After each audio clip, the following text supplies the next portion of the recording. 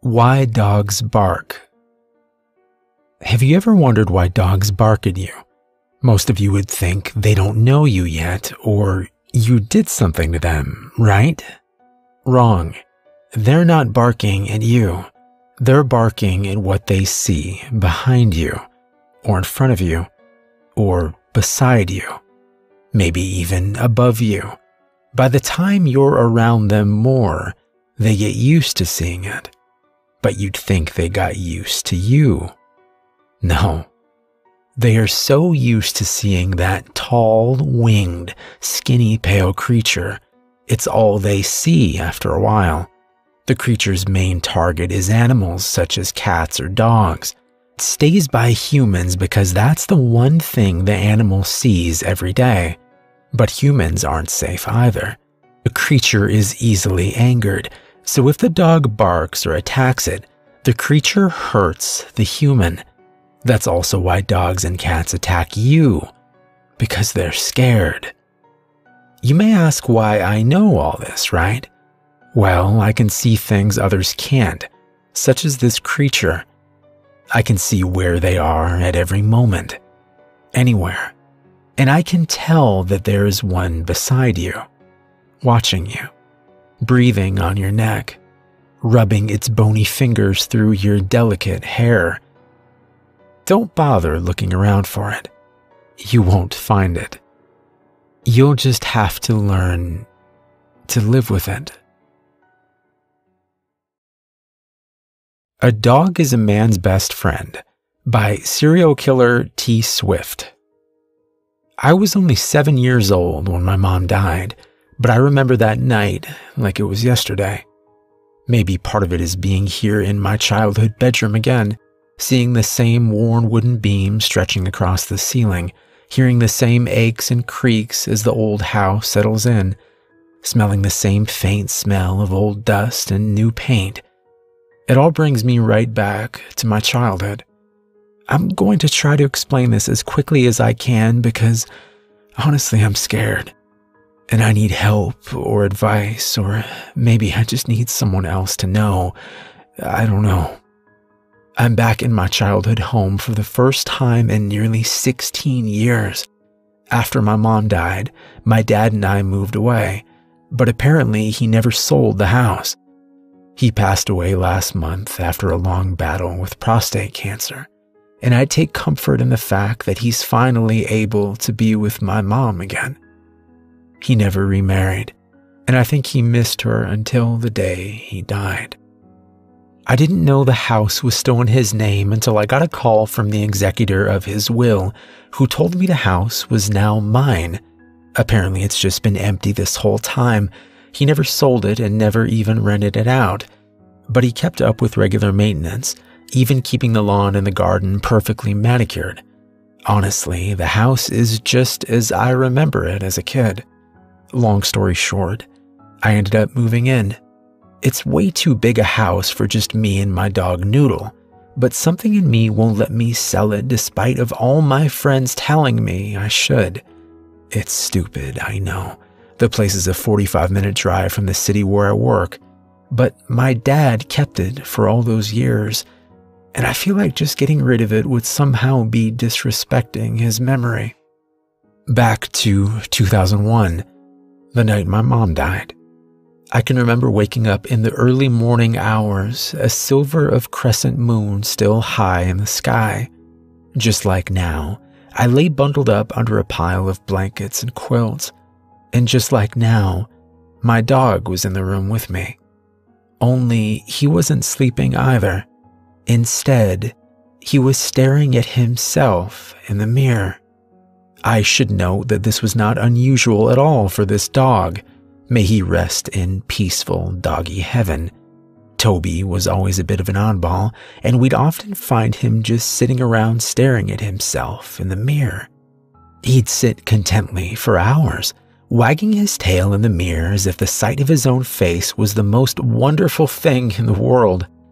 That night, however, it immediately put me on edge.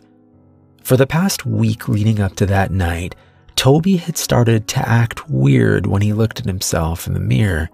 His normally happy-go-lucky demeanor would shift, and he'd start to let out a low growl. He'd woken me up with this little act several times in a row, and it was starting to give me the creeps. This particular night, it was even worse. Toby wasn't just looking in the mirror, not even just growling. He was staring into that thing with a primal intensity I'd never seen before. His hackles were raised, his short fur standing up all along his spine, and he was low to the ground, poised in what looked like a position of half threat and half fear. I was about to quietly call out to him when he suddenly started snarling, baring his teeth in a show of aggression unlike anything I'd ever seen from my normally sweet and gentle childhood dog. That's when my mom started to scream. Her bedroom was just across the hallway, and with my door cracked open, I could hear her loud, high-pitched shrieks as if she were standing right next to me. I was just a kid at the time, but I'll always regret what I did next. I just hid. I knew that I was the only one in the house. My dad was deployed in Afghanistan at the time, and to this day, I don't know why, but I didn't get up, didn't try to help, didn't even get up to call 911. My dog barking and my mom screaming, and all I did was get under my covers and hide. Even when the screaming stopped, I stayed hidden. Even when the sun rose, I stayed hidden. In fact, it wasn't until mid-morning when the cops came for a welfare check that they were able to coax me out of my bed. My dad came home early. He never explained to me what happened to my mom. Even in later years when I asked, he would just say he didn't want to talk about it. For all I knew, she was just gone. The funeral was a week later, and we were out of the house within a month. So that brings me to now. I've been in this house for a couple of weeks now, and God, I hope this doesn't sound paranoid or stupid, but my dog Noodle has started acting weird. She started spending a bunch of time staring in the mirror, just like Toby used to. Only before coming to this house, she never had this habit. At first, I just thought it was kind of funny, but she's been doing it more and more. For the past few nights, I've woken up in the middle of the night to find her staring into the mirror and quietly growling, and it's getting more and more aggressive. What prompted me to post this is how she's acting tonight. I can tell she's on edge. She's pacing in front of the mirror, snarling, her hair standing on end. And I noticed something. The angle of the mirror is such that when you're standing right in front of it, the reflection must point right at my open bedroom door. My dog isn't staring at herself. She's staring at whatever's right outside my door. I'm in the bed right now, and from the position in the room, I can't see out into the hallway. So far, I haven't been able to bring myself to get up and check it out, but I think that's what I have to do. God, I'm scared. Ghost dog. I used to be a 911 operator. Working graveyard shift, you get a lot of bogus calls. Seems like all the crazies come out at night. Well, one night, it was different. An elderly woman called in about some noise in her downstairs area at about midnight. She said it sounded like someone or something was running wildly through the house, tearing it up, knocking over furniture. So, as it's protocol, we can't take any call lightly. 2 officers were dispatched to check out the disturbance. Upon arrival, they found that there was nothing out of place, knocked over, broken, or otherwise missing. There were also no signs of forced entry. The officers in question took down her information and just wrote it off as an isolated incident. All of us thought nothing else of it. The next night, Same call, same time, but her speech pattern was a bit off when compared to the previous night. Like she saw what was tearing up her downstairs. In the middle of her sentence, she was abruptly interrupted by a blood-curdling scream. Officers were immediately dispatched. Upon arrival, they found the woman deceased in her kitchen. She had bite marks all over her body, and it appears as if her throat had been ripped out. The officers requested backup as well as animal control, as there may be multiple suspects or an animal on the loose. The officers split up and checked every room in the house. One officer went downstairs and checked every square inch of the basement. There was one door at the back of the basement that was locked. He called for assistance to get the door unlocked. Once unlocked, they checked inside the small room only to find the remains of a dog. The rate of decomposition showed that the dog had been dead for well over 15 years. Upon further investigation, it was revealed that the various bite marks all over the woman's body, as well as the wound on her throat, were all caused by a dog. I found it all to be a bit coincidental. I took it upon myself to check dental records from the dog remains we found and compare them to the wounds on the woman's body. They were an exact match. I resigned the following day and haven't left my house in over a month. Every now and again, I hear scratching at my door late at night. Around the same time I got the final call from her. I dare not check what is out there, for fear that I'll end up the same way.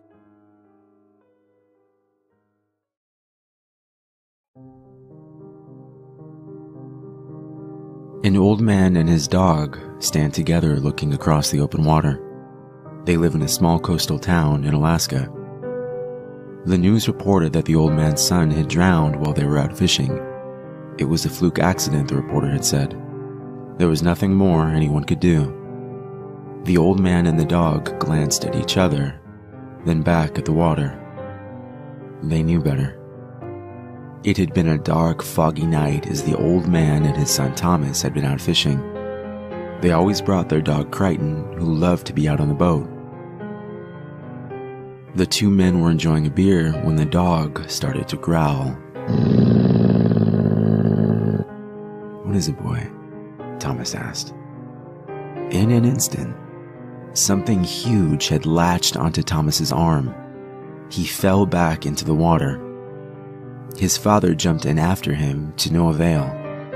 The dog and the old man were forced to watch as the dark thing took his son, pulling him down deep into the water.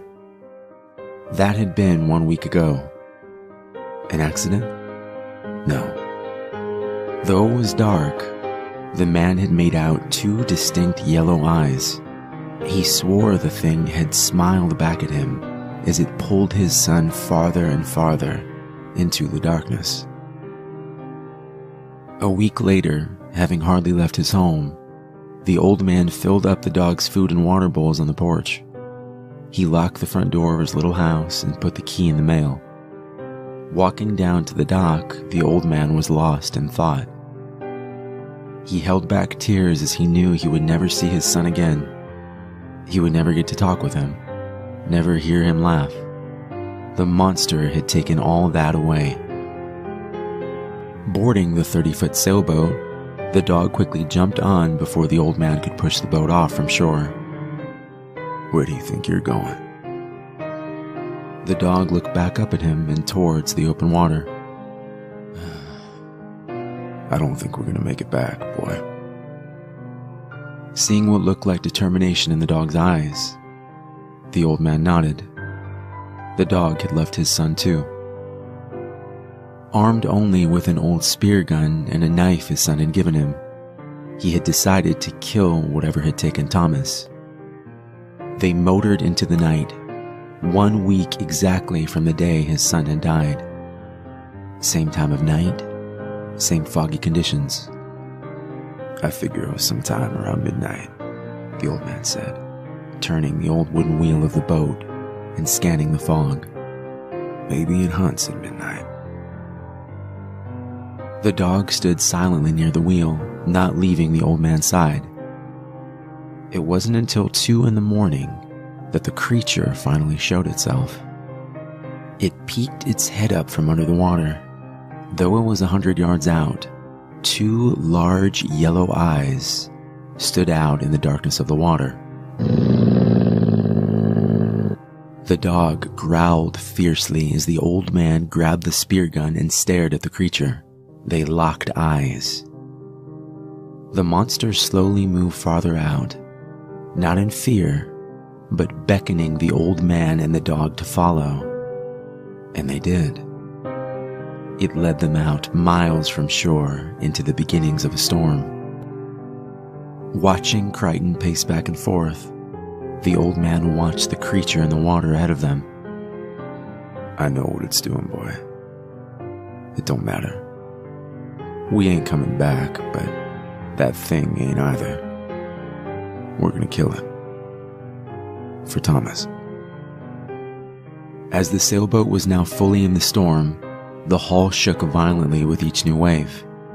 The 2 of them took cover below and kept watch through the small windows as they waited. Suddenly, the monster appeared. It broke the glass of the window and slashed its claws into the flesh of the old man's shoulder. The spear gun dropped from his hands and slid across the floor. Barking furiously, the dog lunged at the monster and bit down. Screaming in pain, the thing leapt away from the shattered window. They could hear it moving around them to the other side of the boat. Dark red blood poured from the man's shoulder. I'm alright. Let's kill it, boy. He grabbed the spear gun and opened the hatch as they went outside cautiously into the storm. The rain was blinding, and they could barely see. Where is it, boy? Seeing something rush towards him, the old man fired the gun quickly and struck the monster. Even at 72, he was a hell of a shot. As he bent down to reload the gun, the creature came at him again. It hit the old man full force in the chest, knocking him back and sinking its razor-sharp teeth into him again and again. Then a scream of surprise and rage echoed through the downpour. The creature felt the strong jaws of the dog lock on the back of its neck. Its claws flailed wildly, raking the dog's side. But the dog never faltered. He stood with his paws on the thing's back and bit down hard. There was a snapping sound, and the creature lay still. But its eyes were still aware, and as it lay, unable to move, it watched the old man and the dog with a rage and pure hatred. You shouldn't have taken my son. Staring back at the monster, the old man found the handle of his knife and plunged it deep into the creature's skull. With a shudder, its raspy breath stopped. It was finally dead. They had killed it. Sitting back down to rest for a moment, the old man struggled to stand. He dragged the creature's limp carcass to the back of the boat, pulled it up and over the side, and let it go. The old man and the dog watched as it slid, lifeless, into the sea. As the 2 of them sat together on the boat one last time, the old man rested his hand on the dog's head. Good boy. He pulled out his flare gun and shot it once, far into the sky. I'm sorry, boy. You stay here. Though the sky was beginning to clear, the lingering wind still shook the boat from side to side. The dog watched as the old man closed his eyes. His head fell to his chest, and he slid peacefully into the sea. Almost jumping in after him, The dog quietly whined and paced back and forth. The old man had told him to stay. Sometime later, the Coast Guard pulled up next to the boat. They found only a large German Shepherd, covered in blood, looking down into the water. And that's how it came to be, that an old man and a dog killed the monster.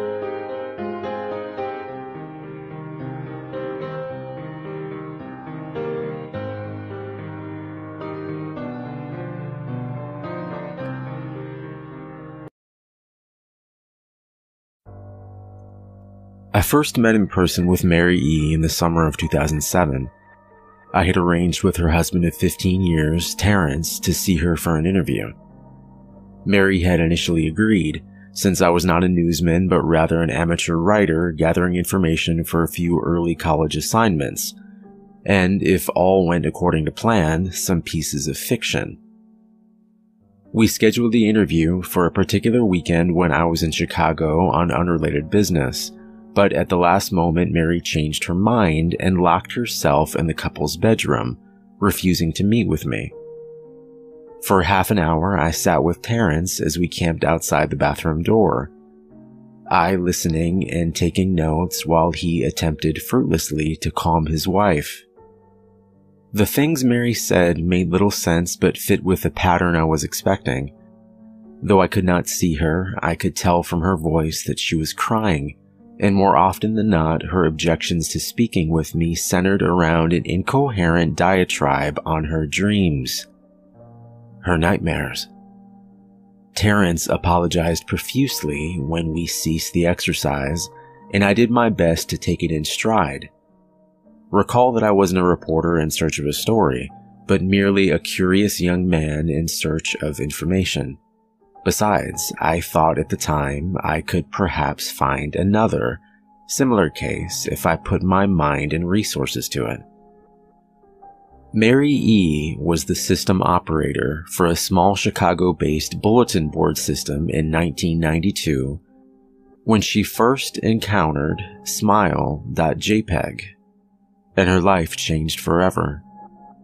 She and Terrence had been married for only 5 months.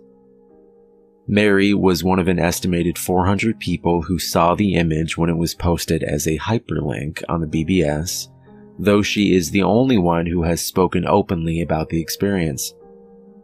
The rest have remained anonymous, or are perhaps dead. In 2005, when I was only in 10th grade, smile.jpg was first brought to my attention by the burgeoning interest in web-based phenomenon. Mary was the most often cited victim of what is sometimes referred to as smile dog. The being smile.jpg is reputed to display. What caught my interest, other than the obvious macabre elements of the cyber legend and my proclivity towards such things, was the sheer lack of information, usually to the point that people don't believe it even exists other than as a rumor or hoax. It is unique because though the entire phenomenon centers on a picture file, that file is nowhere to be found on the internet. Certainly many photo-manipulated simulacra litter the web, showing up with the most frequency on sites such as the image board 4chan, particularly the LXL-focused paranormal subboard. It is suspected these are fakes because they do not have the effect the true smile.jpg is believed to have, namely sudden onset temporal lobe epilepsy and acute anxiety. The purported reaction in the viewer is one of the reasons the phantom-like smile JPEG is regarded with such disdain, since it is patently absurd. Though depending on whom you ask, the reluctance to acknowledge smile.jpg's existence might be just as much out of fear as it is out of disbelief. Neither smile.jpg nor smile.dog is mentioned anywhere on Wikipedia. Any attempt to create a page pertaining to smile.jpg is deleted by any of the encyclopedia's many admins. Encounters with smile.jpg are the stuff of internet legend. Mary E's story is not unique. There are unverified rumors of smile.jpg showing up in the early days of Usenet, and even one persistent tale that in 2002 a hacker flooded the forums of humor and satire website Something Awful with a deluge of smile.dog pictures, rendering almost half the forum's users at the time epileptic. It is also said that in the mid to late 90s that smile.jpg circulated on Usenet and as an attachment of a chain email with the subject line, "Smile, God loves you." Yet despite the huge exposure these stunts would generate, there are very few people who admit to having experienced any of them, and no trace of the file or any link has ever been discovered. Those who claim to have seen smile.jpg often weakly joke that they were far too busy to save a copy of the picture to their hard drive. However, all alleged victims offer the same description of the photo. A dog-like creature, usually described as appearing similar to a Siberian husky, illuminated by the flash of the camera, sits in a dim room. The only background detail that is visible being a human hand extending from the darkness, near the left side of the frame. The hand is empty, but is usually described as beckoning. Of course, most attention is given to the dog, or dog creature, as some victims are more certain than others about what they claim to have seen. The muzzle of the beast is reputedly split in a wide grin, revealing 2 rows of very white, very straight, very sharp, very human-looking teeth. This is, of course, not a description given immediately after viewing the picture, but rather a recollection of victims, who claim to have seen the picture endlessly repeated in their mind's eye during the time they are, in reality, having epileptic fits. These fits are reported to continue indeterminably, often while the victims sleep, resulting in very vivid and disturbing nightmares. These may be treated with medication, some being more effective than others. Mary E., I assumed, was not on effective medication. That was why, after my visit to her apartment in 2007, I sent out feelers to several folklore and urban legend-oriented news groups, websites, and mailing lists, hoping to find the name of a supposed victim of smile.jpg who felt more interested in talking about his experiences. For a time, nothing happened, and at length I forgot completely about my pursuits, since I had begun my freshman year of college and was quite busy. Mary contacted me via email, however, near the beginning of March 2008. This is Mary's email. Dear Mr. L, I am incredibly sorry about my behavior last summer when you came to interview me. I hope you understand that it was no fault of yours, but rather my own problems that led me to act out as I did. I realized that I could have handled the situation more decorously. However, I hope you will forgive me. At the time, I was afraid. You see, for 15 years I have been haunted by smile.jpg. Smile Dog comes to me in my sleep every night. I know that sounds silly, but it's true. There is an ineffable quality about my dreams, my nightmares, that makes them completely unlike any real dreams I have ever had. I don't move and I don't speak. I simply look ahead, and the only thing ahead of me is the scene from that horrible picture. I see the beckoning hand, and I see Smile Dog. It talks to me. It is not a dog, of course, though I am not quite sure what it really is. It tells me it will leave me alone if only I do as it asks.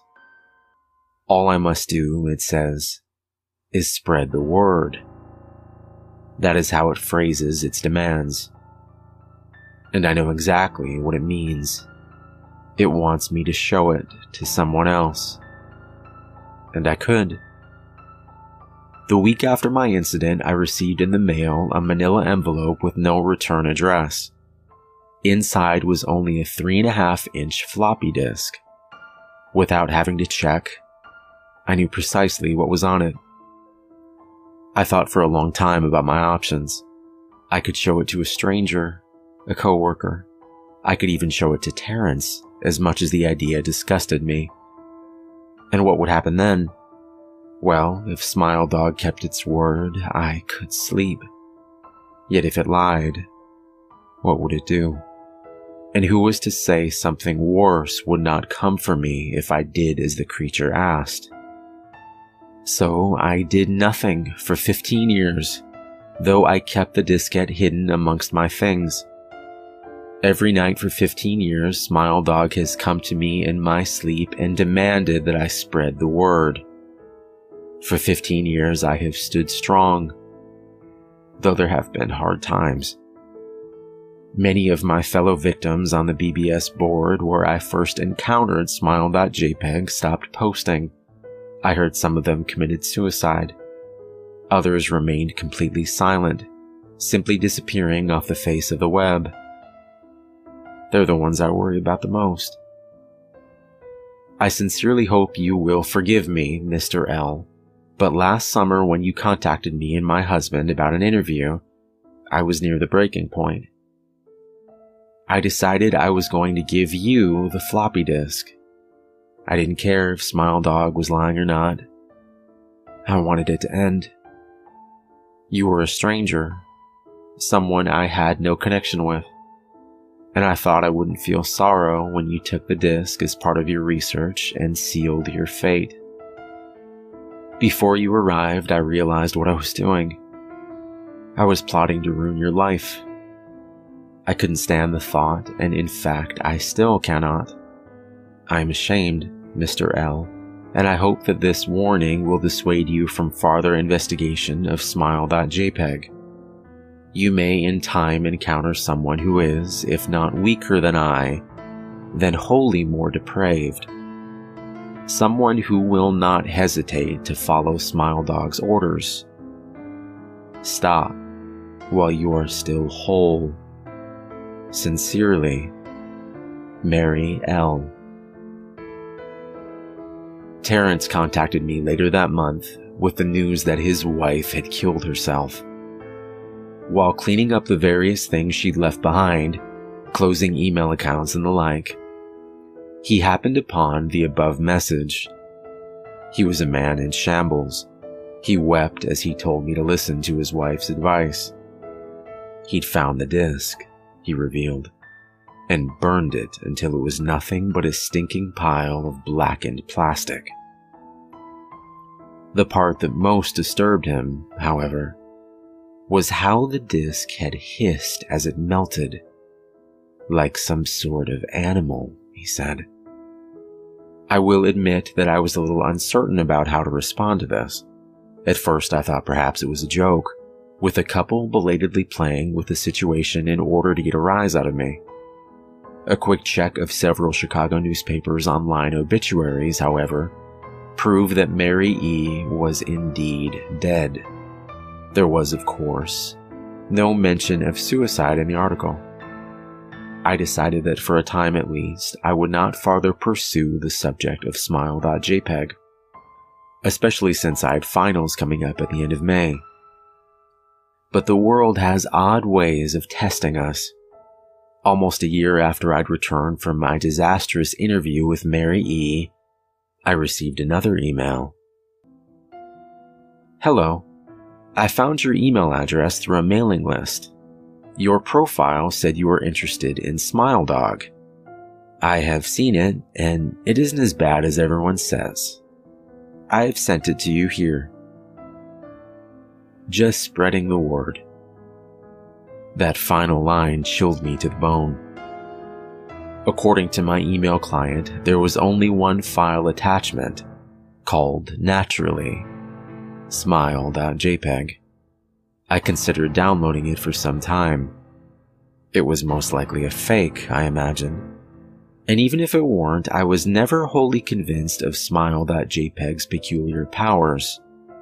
Mary E's account had shaken me, yes, but she was probably mentally unbalanced anyway. After all, how could a simple image do what Smile.jpg was said to accomplish? What sort of creature was it that could break one's mind with only the power of the eye? And if such things were patently absurd, then why did the legend exist at all? If I downloaded the image, if I looked at it, and if Mary turned out to be correct, if Smile Dog came to me in my dreams, demanding I spread the word, what would I do? Would I live my life as Mary had, fighting against the urge to give in until I died? Or would I simply spread the word, eager to be put to rest? And if I chose the latter route, how could I do it? Whom would I burden in turn? If I went through with my earlier intention to write a short article about Smile.jpg, I decided I could attach it as evidence. And anyone who read the article, anyone who took interest, would be affected. And even assuming the Smile.jpg attached to the email was genuine, would I be capricious enough to save myself in that manner? Could I spread the word? Yes. Yes, I could.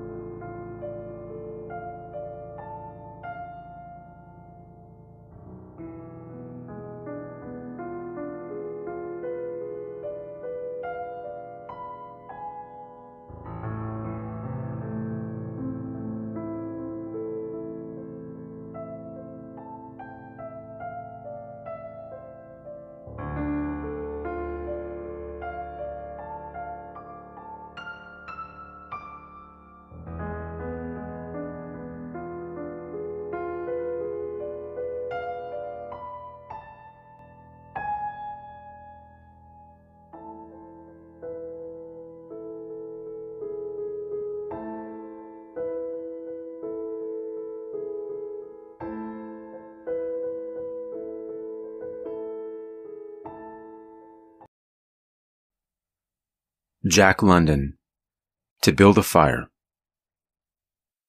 He was quick and alert in the things of life, but only in the things, and not in the significances. Day had broken cold and gray, exceedingly cold and gray, when the man turned aside from the main Yukon Trail and climbed the high earth bank, where a dim and little-traveled trail led eastward through the fat spruce timberland. It was a steep bank, and he paused for breath at the top, excusing the act to himself by looking at his watch. It was 9 o'clock. There was no sun nor hint of sun, though there was not a cloud in the sky.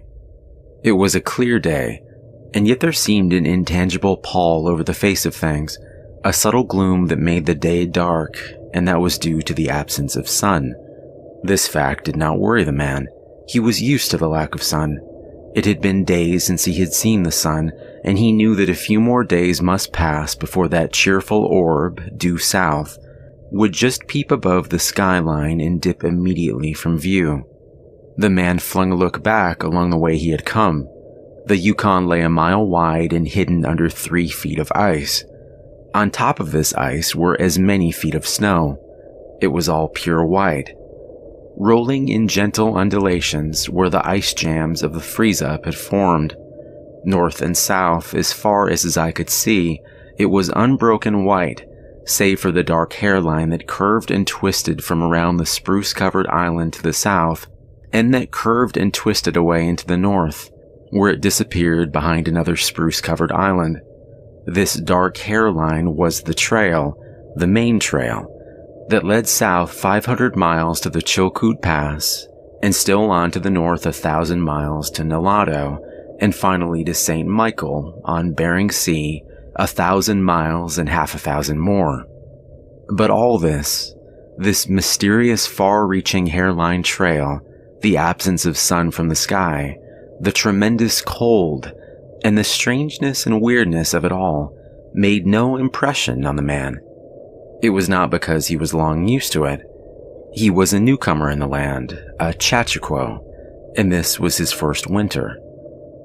The trouble with him was that he was without imagination. He was quick and alert in the things of life, but only in the things and not in the significances. 50 degrees below zero meant 80-odd degrees of frost.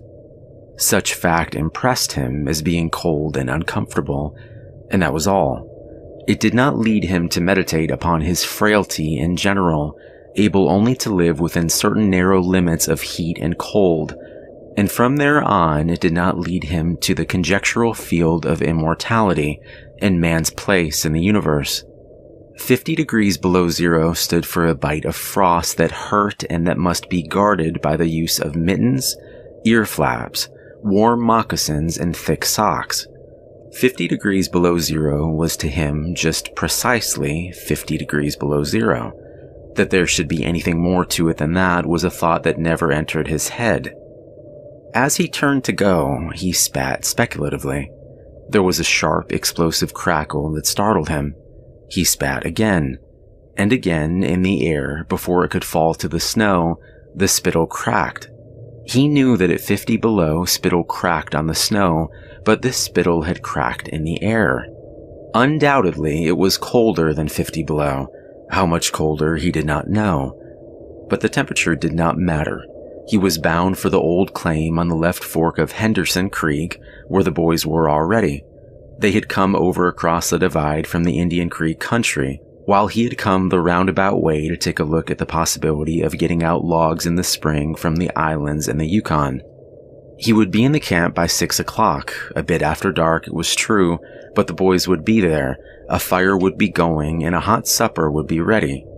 As for lunch, he pressed his head against the protruding bundle under his jacket. It was also under his shirt, wrapped in a handkerchief and lying against the naked skin. It was the only way to keep the biscuits from freezing. He smiled agreeably to himself as he thought of those biscuits, each cut open and sopped in bacon grease, and each enclosing a generous slice of fried bacon. He plunged in among the big spruce trees. The trail was faint. A foot of snow had fallen since the last sled had passed over, and he was glad he was without a sled, traveling light.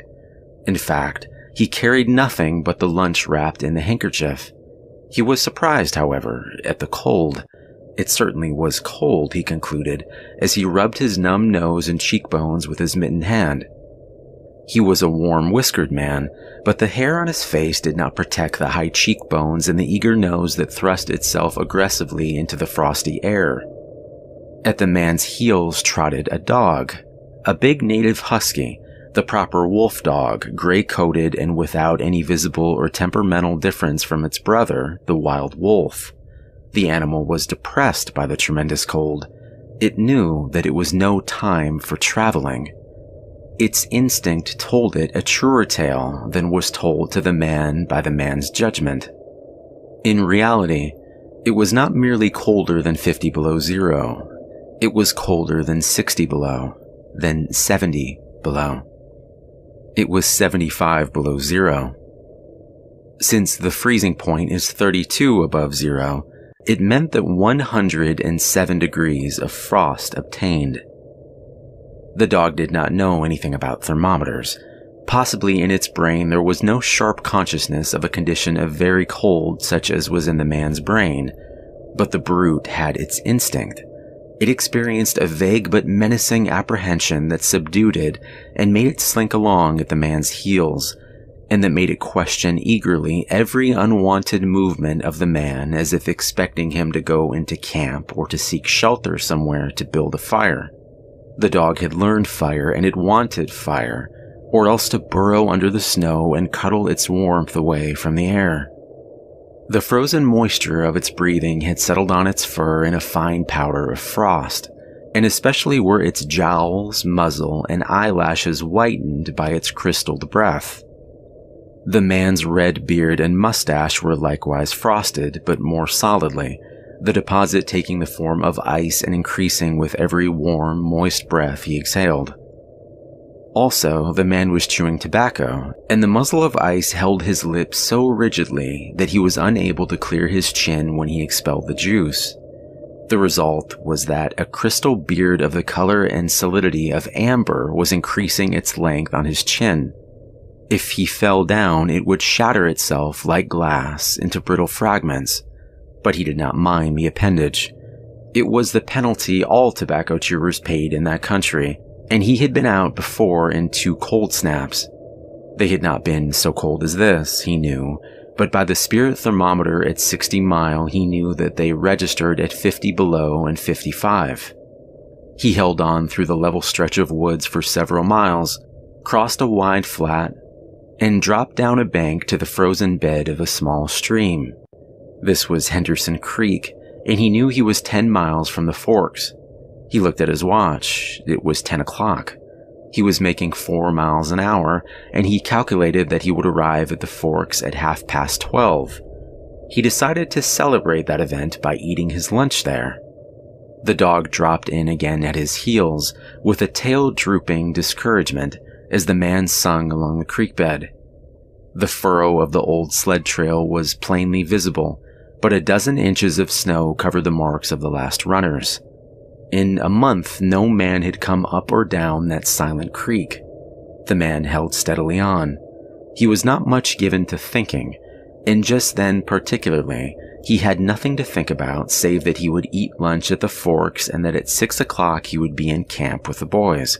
There was nobody to talk to, and had there been, speech would have been impossible because of the ice muzzle on his mouth. So he continued monotonously to chew tobacco and to increase the length of his amber beard. Once in a while, the thought reiterated itself that it was very cold and that he had never experienced such cold. As he walked along, he rubbed his cheekbones and nose with the back of his mittened hand. He did this automatically, now and again changing hands. But rub as he would, the instant he stopped, his cheekbones went numb, and the following instant the end of his nose went numb. He was sure to frost his cheeks, he knew that, and experienced a pang of regret that he had not devised a nose strap of the sort Bud wore in cold snaps. Such a strap passed along the cheeks as well and saved them, but it didn't matter much after all. What were frosted cheeks? A bit painful, that was all. They were never serious. Empty as the man's mind was of thoughts, he was keenly observant, and he noticed the changes in the creek, the curves and bends and timber jams, and always he sharply noted where he placed his feet. Once, coming around a bend, he shied abruptly, like a startled horse, curved away from the place where he had been walking, and retreated several paces back along the trail. The creek, he knew, was frozen clear to the bottom. No creek could contain water in that Arctic winter, but he knew also that there were springs that bubbled out from the hillsides and ran along under the snow and on top the ice of the creek. He knew that the coldest snaps never froze these springs, and he knew likewise their danger. They were traps.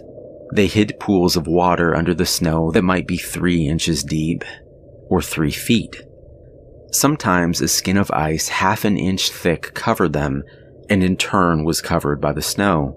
Sometimes there were alternate layers of water and ice skin, so that when one broke through, he kept on breaking through for a while, sometimes wetting himself to the waist. That was why he had shied in such panic. He had felt the give under his feet and heard the crackle of a snow-hidden ice skin, and to get his feet wet in such a temperature meant trouble and danger. At the very least, it meant delay, for he would be forced to stop and build a fire, and under its protection to bare his feet while he dried his socks and moccasins. He stood and studied the creek bed and its banks, and decided that the flow of water came from the right. He reflected a while, rubbing his nose and cheeks, then skirting to the left, stepping gingerly and testing the footing for each step. Once clear of the danger, he took a fresh chew of tobacco and swung along at his 4-mile gait. In the course of the next 2 hours, he came upon several similar traps. Usually the snow above the hidden pools had a sunken, candied appearance that advertised the danger. Once again, however, he had a close call, and once, suspecting danger, he compelled the dog to go on in front. The dog did not want to go.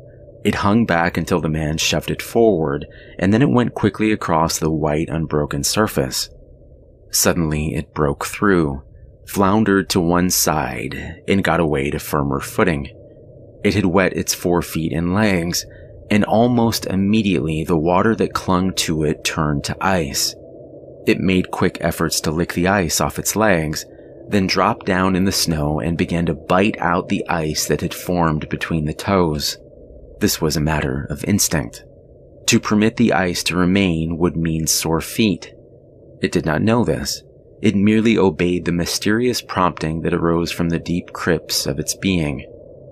But the man knew, having achieved a judgment on the subject, and he removed the mitten from his right hand and helped tear out the ice particles.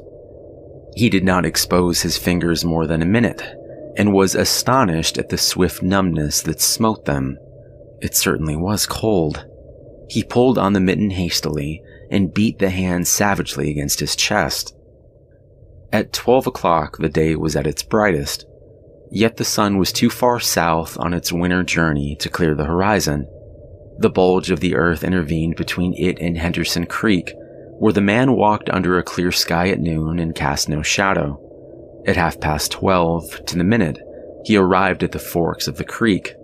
He was pleased at the speed he had made. If he kept it up, he would certainly be with the boys by 6. He unbuttoned his jacket and shirt and drew forth his lunch. The action consumed no more than a quarter of a minute, yet in that brief moment the numbness laid hold of his exposed fingers. He did not put the mitten on, but instead struck the fingers a dozen sharp smashes against his leg. Then he sat down on a snow-covered log to eat. The sting that followed upon the striking of his fingers against his leg ceased so quickly that he was startled. He had had no chance to take a bite of the biscuit.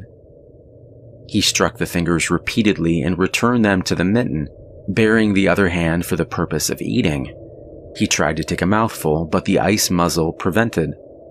He had forgotten to build a fire and thaw out. He chuckled at his foolishness, and as he chuckled he noted that the stinging which had first come to his toes when he sat down was already passing away. He wondered whether the toes were warm or numb. He moved them inside the moccasins and decided that they were numb. He pulled the mitten on hurriedly and stood up. He was a bit frightened. He stamped up and down until the stinging returned to his feet. It certainly was cold, was his thought. That man from Sulphur Creek had spoken the truth when telling him how cold it sometimes got in the country. And he had laughed at him at the time. That showed one must not be too sure of things. There was no mistake about it. It was cold. He strode up and down, stamping his feet and threshing his arms until reassured by the returning warmth. Then he got out matches and proceeded to make a fire. From the undergrowth, where high water of the previous spring had lodged a supply of seasoned twigs, he got his firewood. Working carefully from a small beginning, he soon had a roaring fire, over which he thawed the ice from his face and in the protection of which he ate his biscuits. For the moment, the cold of space was outwitted. The dog took satisfaction in the fire, stretching out close enough for warmth and far enough away to escape being singed. When the man had finished, he filled his pipe and took his comfortable time over a smoke. Then he pulled on his mittens, settled the ear flaps of his cap firmly about his ears, and took the creek trail up the left fork. The dog was disappointed and yearned back towards the fire. The man did not know cold. Possibly all the generations of his ancestry had been ignorant of cold, of real cold, of cold 107 degrees below freezing point. But the dog knew. All its ancestry knew. and it had inherited the knowledge. And it knew that it was not good to walk about in such fearful cold. It was the time to lie snug in a hole in the snow and wait for a curtain of cloud to be drawn across the face of outer space whence this cold came. On the other hand, there was no keen intimacy between the dog and the man. The one was the toil slave of the other, and the only caresses it had ever received were the caresses of the whiplash and of harsh and menacing throat sounds that threatened the whiplash. So the dog made no effort to communicate its apprehension to the man. It was not concerned in the welfare of the man. It was for its own sake that it yearned back toward the fire. But the man whistled and spoke to it with the sound of whiplashes, and the dog swung in at the man's heels and followed after. The man took a chew of tobacco and proceeded to start a new amber beard. Also, his moist breath quickly powdered with white his mustache, eyebrows, and lashes. There did not seem to be so many springs on the left fork of the Henderson, and for half an hour the man saw no signs of any. And then it happened. At a place where there were no signs, where the soft, unbroken snow seemed to advertise solidity beneath, the man broke through. It was not deep. He wet himself halfway to the knees before he floundered out to the firm crust. He was angry and cursed his luck aloud. He had hoped to get into camp with the boys at 6 o'clock, and this would delay him an hour, for he would have to build a fire and dry out his footgear. This was imperative at that low temperature, for he knew that much, and he turned aside to the bank which he climbed. On top, tangled in the underbrush above the trunks of several small spruce trees, was a high water deposit of dry firewood, sticks and twigs principally, but also larger portions of seasoned branches and fine, dry, last year's grasses. He threw down several large pieces on top of the snow. This served for a foundation and prevented the young flame from drowning itself in the snow it otherwise would melt. The flame he got by touching a match to a small shred of birch bark that he took from his pocket. This burned even more readily than paper. Placing it on the foundation, he fed the young flame with wisps of dry grass and with the tiniest dry twigs. He worked slowly and carefully, keenly aware of the danger. Gradually, as the flame grew stronger, he increased the size of the twigs with which he fed it. He squatted in the snow, pulling the twigs out from their entanglement in the brush and feeding directly to the flame. He knew there must be no failure. When it is 75 below zero, a man must not fail in his first attempt to build a fire. That is, if his feet are wet. If his feet are dry and he fails, he can run along the trail for half a mile and restore his circulation. But the circulation of wet and freezing feet cannot be restored by running when it is 75 below. No matter how fast he runs, the wet feet will freeze the harder. All this the man knew. The old-timer on Sulphur Creek had told him about it the previous fall, and now he was appreciating the advice. Already all sensation had gone out of his feet. To build the fire he had been forced to remove his mittens, and the fingers had quickly gone numb. His pace of 4 miles an hour had kept his heart pumping blood to the surface of his body and to all his extremities. But the instant he stopped, the action of the pump eased down. The cold of space smote the unprotected tip of the planet, and he, being on that unprotected tip, received the full force of the blow. The blood of his body recoiled before it.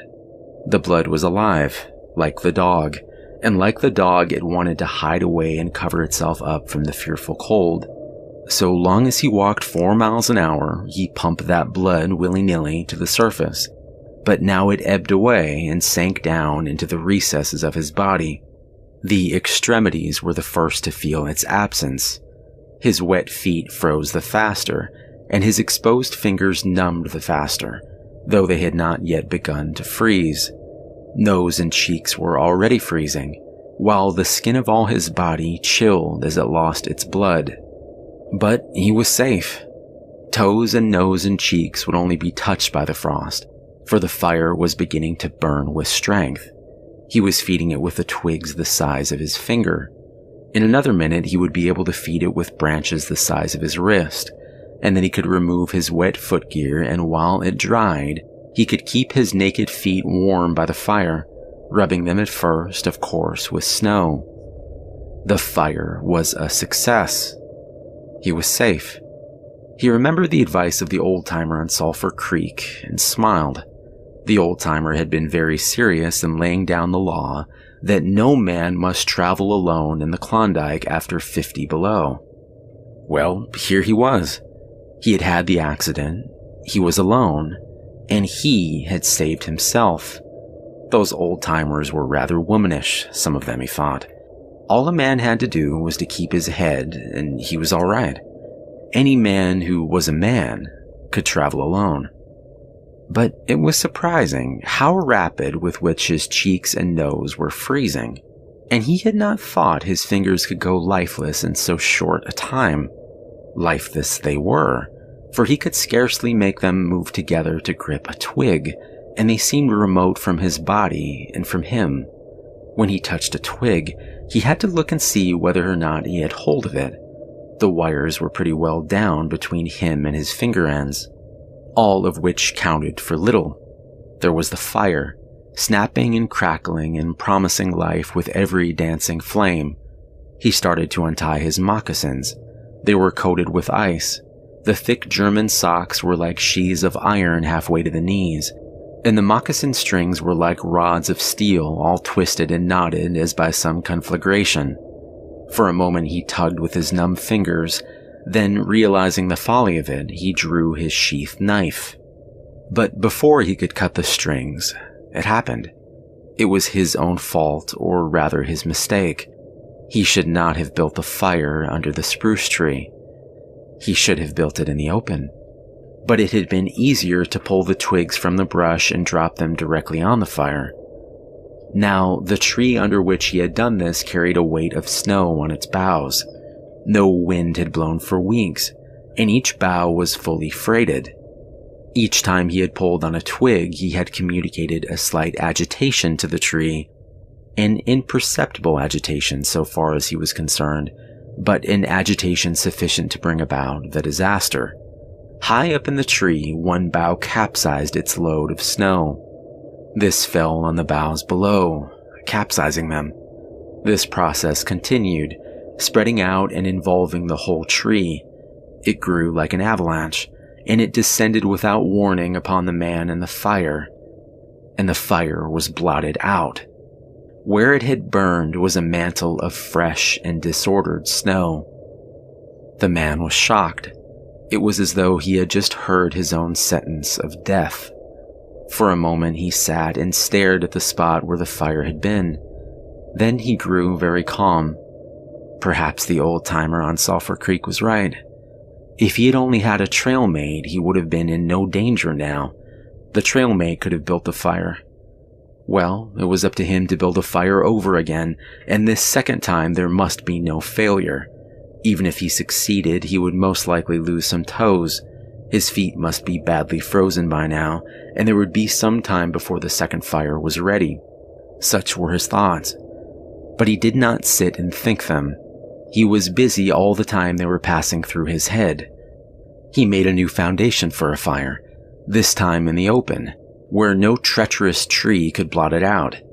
Next, he gathered dry grasses and tiny twigs from the high water flotsam. He could not bring his fingers together to pull them out, but he was able to gather them by the handful. In this way, he got so many rotten twigs and bits of green moss that were undesirable, but it was the best he could do. He worked methodically, even collecting an armful of the larger branches to be used later when the fire gathered strength. And all the while, the dog sat and watched him, a certain yearning wistfulness in its eyes, for it looked upon him as the fire provider, and the fire was slow in coming. When all was ready, the man reached in his pocket for a second piece of birch bark. He knew the bark was there, and though he could not feel it with his fingers, he could hear its crisp rustling as he fumbled for it. Try as he would, he could not clutch hold of it, and all the time in his consciousness, was the knowledge that each instant his feet were freezing. This thought tended to put him in a panic, but he fought against it and kept calm. He pulled on his mittens with his teeth and thrashed his arms back and forth, beating his hands with all his might against his sides. He did this sitting down, and he stood up to do it, and all the while the dog sat in the snow, its wolf brush of a tail curled around warmly over its forefeet, its sharp wolf eyes pricked forward intently as it watched the man. And the man, as he beat and threshed with his arms and hands, felt a great surge of envy as he regarded the creature that was warm and secure in its natural covering. After a time, he was aware of the first faraway signals of sensation in his beaten fingers. The faint tingling grew stronger till it evolved into a stinging ache that was excruciating, but which the man hailed with satisfaction. He stripped the mitten from his right hand and fetched forth the birch bark. The exposed fingers were quickly going numb again. Next, he brought out his bunch of sulfur matches. But the tremendous cold had already driven the life out of his fingers. In his effort to separate one match from the others, the whole bunch fell in the snow. He tried to pick it out of the snow, but failed. The dead fingers could neither touch nor clutch. He was very careful. He drove the thought of his freezing feet and nose and cheeks out of his mind, devoting his whole soul to the matches.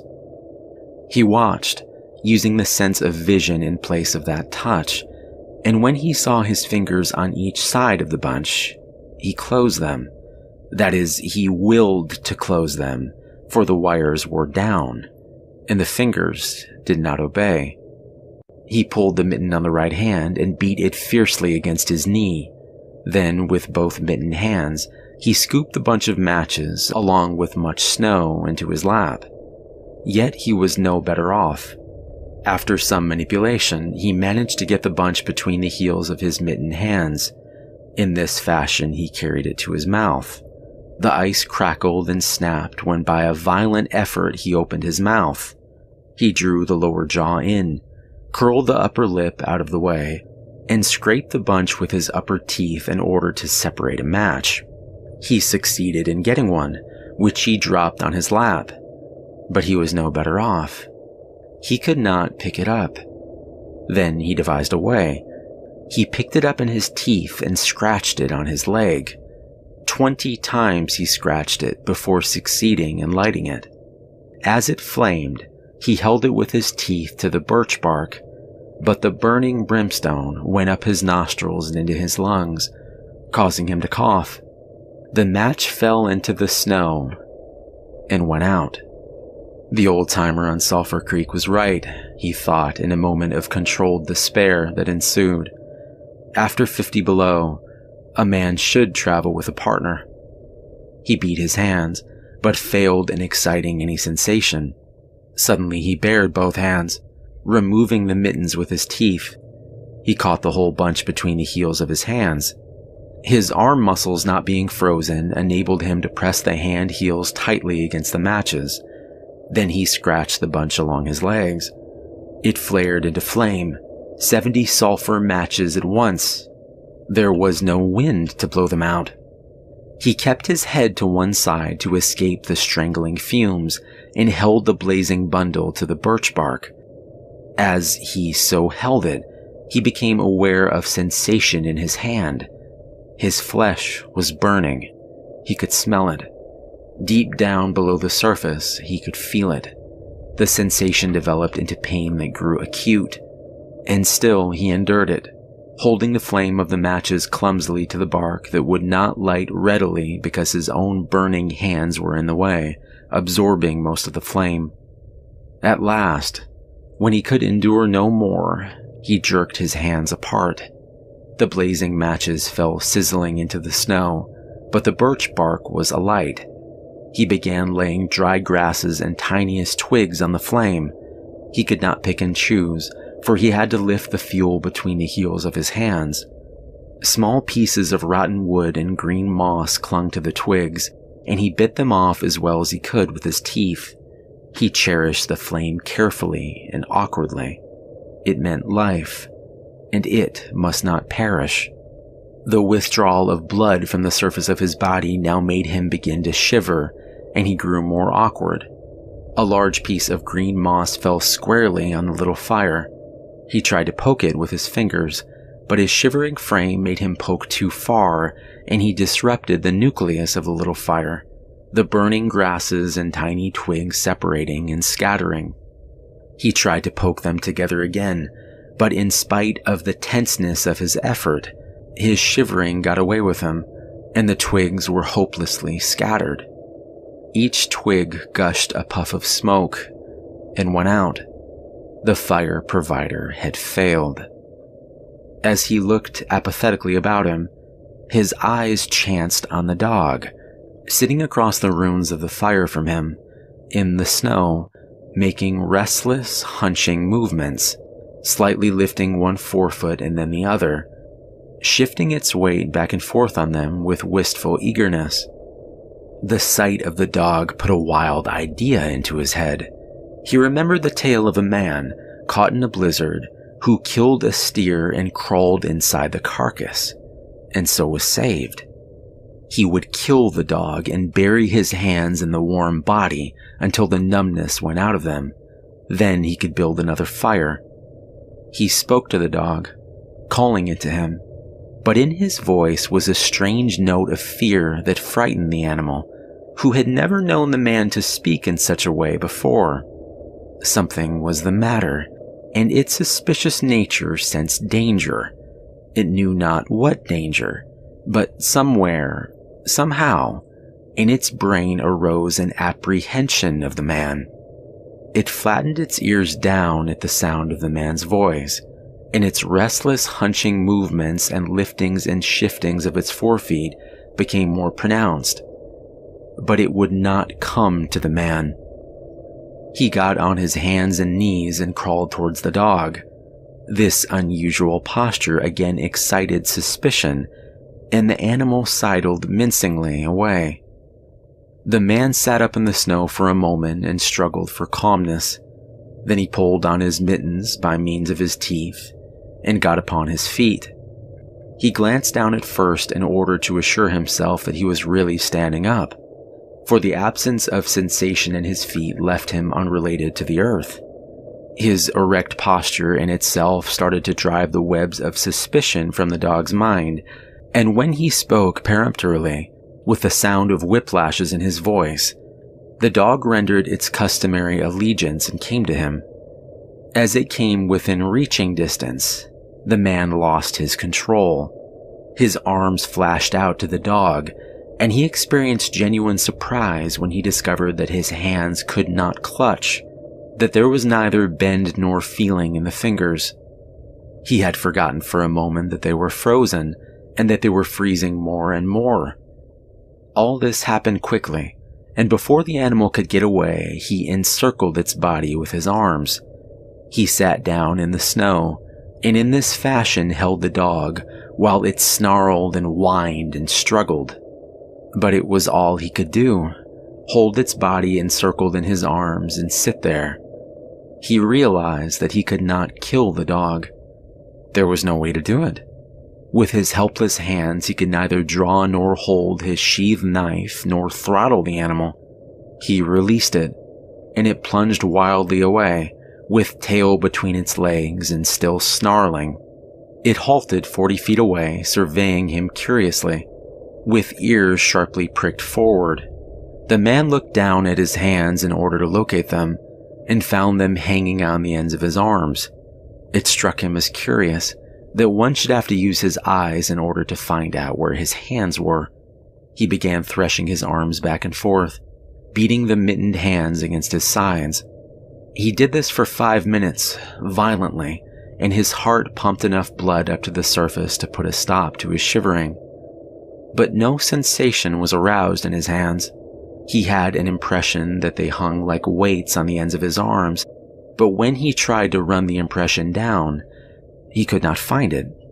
A certain fear of death, dull and oppressive, came to him. His fear quickly became poignant, as he realized that it was no longer a mere matter of freezing his fingers and toes, or of losing his hands and feet, but that it was a matter of life and death with the chances against him. This threw him into a panic, and he turned and ran up the creek bed along the old dim trail. The dog joined in behind him and kept up with him. He ran blindly, without intention, in fear such as he had never known in his life. Slowly, as he plowed and floundered through the snow, he began to see things again. The banks of the creek, the old timber jams, the leafless aspens, and the sky. The running made him feel better. He did not shiver. Maybe if he ran on, his feet would thaw out, and anyway, if he ran far enough, he would reach camp and the boys. Without doubt, he would lose some fingers and toes and some of his face, but the boys would take care of him and save the rest of him when he got there. And at the same time, there was another thought in his mind that said he would never get to the camp and the boys, that it was too many miles away, that the freezing had too great a start on him, and that he would soon be stiff and dead. This thought he kept in the background and refused to consider. Sometimes it pushed itself forward and demanded to be heard, but he thrust it back and strove to think of other things. It struck him as curious that he could run at all on feet so frozen that he could not feel them when they struck the earth and took the weight of his body. He seemed to himself to skim along above the surface and to have no connection with the earth. Somewhere he had once seen a winged Mercury, and he wondered if Mercury felt as he felt when skimming over the earth. His theory of running until he reached camp and the boys had one flaw in it. He lacked the endurance. Several times he stumbled, and finally he tottered, crumpled up, and fell. When he tried to rise, he failed. He must sit and rest, he decided, and next time he would merely walk and keep going. As he sat and regained his breath, he noted that he was feeling quite warm and comfortable. He was not shivering, and it even seemed that a warm glow had come to his chest and trunk. And yet, when he touched his nose or cheeks, there was no sensation. Running would not thaw them out, nor would it thaw out his hands and feet.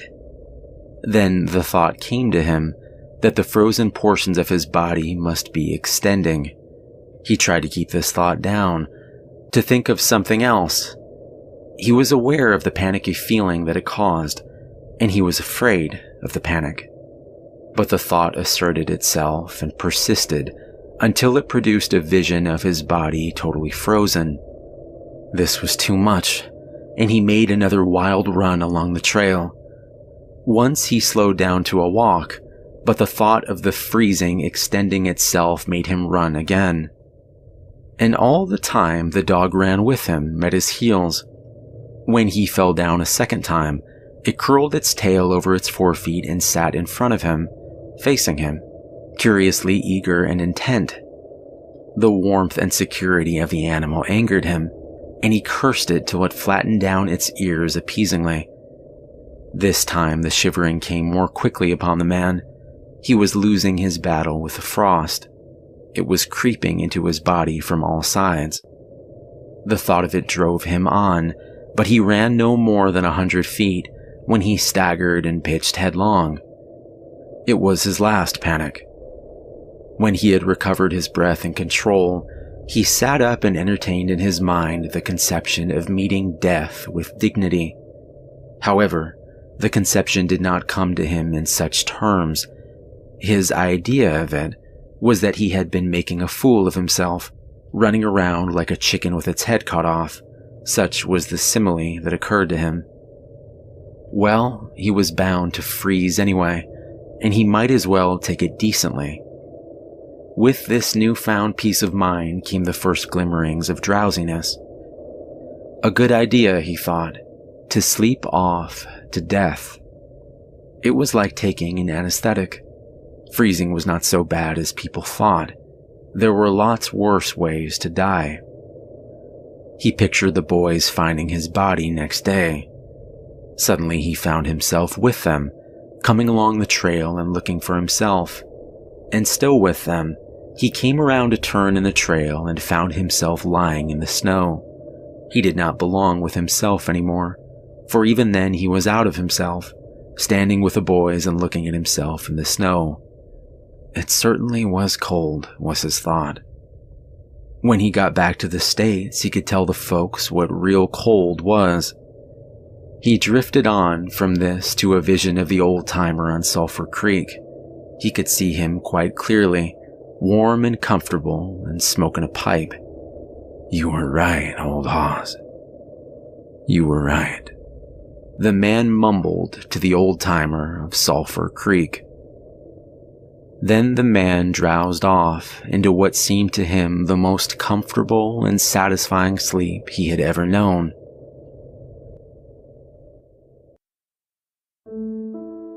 The dog sat facing and waiting. The brief day drew to a close in a long, slow twilight. There were no signs of a fire to be made, and besides, never in the dog's experience had it known a man to sit like that in the snow and make no fire. As the twilight drew on, its eager yearning for the fire mastered it, and with a great lifting and shifting of forefeet, it whined softly, then flattened out its ears down in anticipation of being chided by the man. But the man remained silent. Later, the dog whined loudly, and still later it crept close to the man and caught the scent of death. This made the animal bristle and back away. A little longer it delayed, howling under the stars that leaped and danced and shone brightly in the cold sky. Then it turned and trotted up the trail in the direction of the camp it knew. Where were the other food providers and fire providers?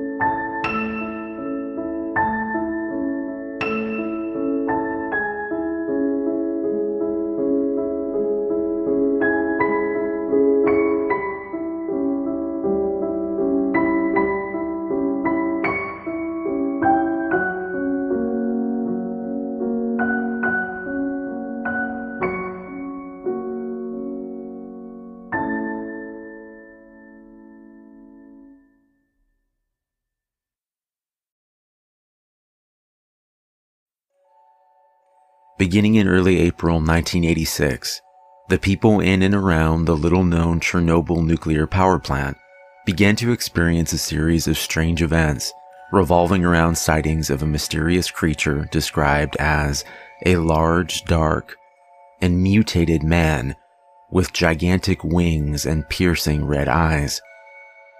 People affected by this phenomena experienced horrific nightmares, threatening phone calls, and first-hand encounters with the winged beast which became known as the Blackbird of Chernobyl. Reports of these strange happenings continued to increase until the morning of April 26, 1986, when at 1:23 a.m., Reactor 4 of the Chernobyl nuclear power plant suffered a catastrophic steam explosion that resulted in a fire which caused a series of additional explosions followed by a nuclear meltdown. The power plant, located near Ukraine, spewed a plume of radioactive fallout which drifted over parts of the Western Soviet Union, Eastern and Western Europe, Scandinavia, the UK, Ireland, and Eastern North America. Large areas of Ukraine, Belarus, and Russia were badly contaminated, resulting in the evacuation and resettlement of over 336,000 people. The Chernobyl disaster, as the incident was dubbed, is considered the worst accident ever in the history of nuclear power. Following the meltdown and subsequent explosions and fires, Soviet helicopters were dispatched to the scene, equipped with special firefighting gear. These helicopters circled the plant, dropping clay, salt, lead, and other extinguishing chemicals onto the burning facility. Most of the fire was put out by 5 a.m., with the fire burning within Reactor 4 continuing to blaze for several hours after. The firefighters who responded were unaware of the nature of the fire, assuming that it was simply an electrical one, and received massive overdoses of radiation, leading to many of their deaths, including Lieutenant Vladimir Pravik, who died on May 9, 1986. The workers who survived the initial blast and fire, but would later die of radiation poisoning, claimed to have witnessed what has been described as a large black, bird-like creature with a 20-foot wingspan gliding through the swirling plumes of irradiated smoke pouring from the reactor. No farther sightings of the Blackbird of Chernobyl were reported after the Chernobyl disaster, leaving researchers to speculate just what haunted the workers of the plant during the days leading up to the disaster. The most commonly accepted theory suggests that the Blackbird of Chernobyl may have been the same creature spotted in Point Pleasant, West Virginia, leading up to the collapse of the Silver Bridge on December 15, 1968. Investigators have suggested that the appearance of this creature is an omen of disasters to come in the area in which it shows itself. The physical description of both the Blackbird of Chernobyl and the Mothman, the creature sighted in West Virginia, are very similar, and the reports of nightmares and threatening phone calls leading up to these disasters are shared in both cases. A second, less accepted theory suggests that the Blackbird of Chernobyl was nothing more than the misidentification of the black stork, an endangered species endemic to southern Eurasia.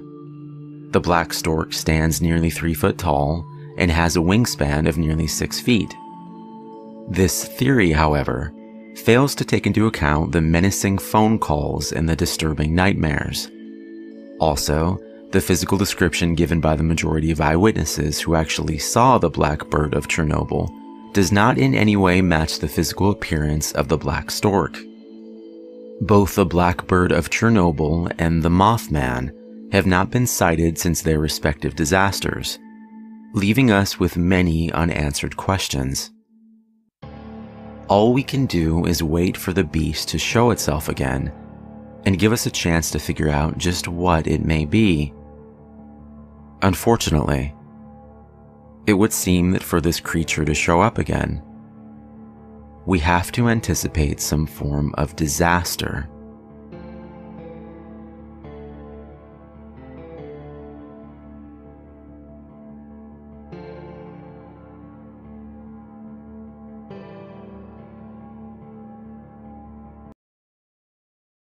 They put up a tall fence covered with black tarp and topped by barbed wire, surrounding Lake Colette at the center of Juniper Valley, so that no one could see what they were doing.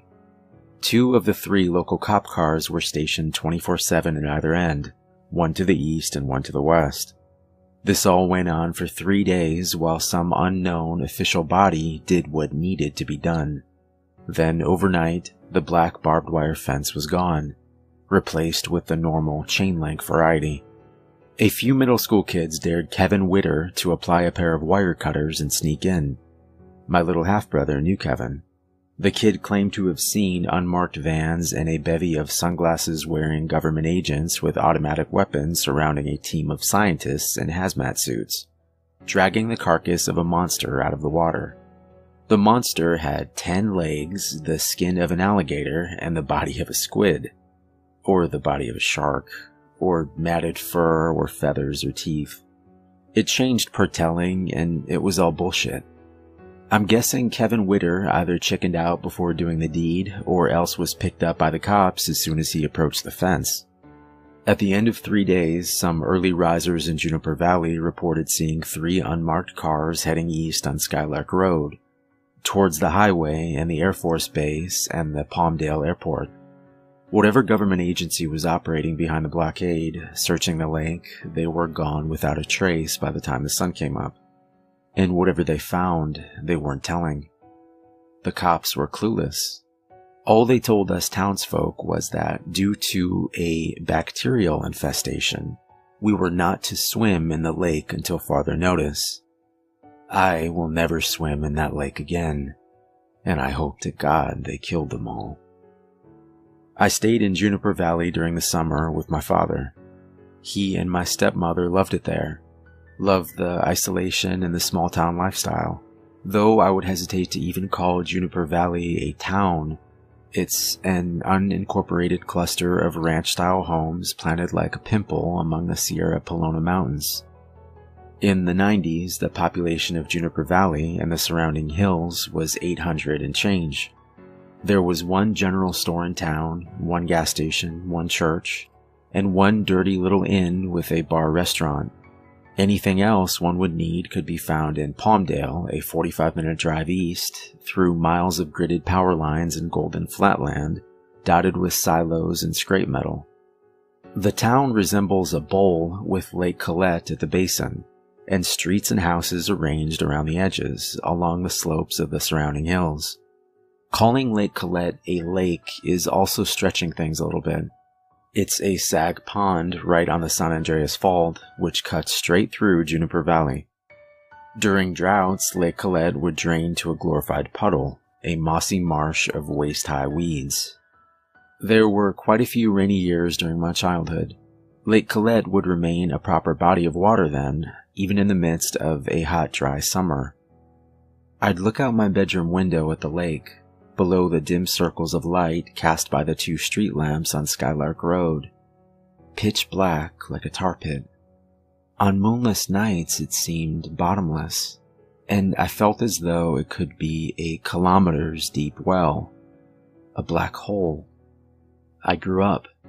My months in Juniper Valley became skull-crushingly boring. My dad and stepmother worked, my half-siblings attended a summer program at their school, and my friends were 70 miles away. The nearest library was almost as far, and the rabbit-eared TV picked up 3 channels: local access from Palmdale, the Bible channel, and assorted infomercials. It was my step-grandmother who told me about the Will Fell Animal Sanctuary. She went to church with a lady who ran the place, a retired park ranger named Kathy. The shelter was a nonprofit funded solely by donations with an all-volunteer staff. Kathy owned an acre of hillside land off Skylark Road, just west of town, a 15-minute walk from my father's house. I was 13 the first summer I volunteered at Willfell, and I went back every summer after. They loved me there. By they, I mean the only 2 staff members. Kathy, an earthly woman in her 60s who functioned as CEO, manager, accountant, and primary caretaker of the animals, and Jacques, a 27-year-old autistic man who cleaned cages and walked dogs as part of a government-subsidized program. And I fell in love with the animals. There were about 60 of them, homeless dogs and unwanted cats. There were 2 huge kennels in Kathy's large backyard built by her sons, one for dogs and one for cats. Farther back, rabbit hutches, and at the far end, against the sturdy fence, a tiny stable that housed an elderly racehorse and a fat little donkey. When Pounds and Palmdale and Lancaster received animals they had no room for, they'd give them to Kathy. She'd drive her rickety old windowless van east to the highway, then come back hours later with new furry charges. Sometimes she'd even function as a poor man's dog catcher. Agencies would direct her towards residences from Juniper Valley to Acton, asking her to remove starving, nearly hairless dogs from gardens and pull emaciated cats out from under cars. These were the highway strays, abandoned on the 14 by individuals who no longer wished to be pet owners. That first summer, I met Jane. Jane was a friend of Kathy's, a retired Navy nurse who worked as an at-home caregiver and took in homeless cats. She visited Wilfo at least once a week, sometimes bringing large bags of cat food. Jane was a rough lady, tanned, sinewy, wrinkly beyond her years, only ever seen wearing stained wife beaters and baggy fatigues. She never married, had no family I knew of, and seemed to prefer the company of cats to humans.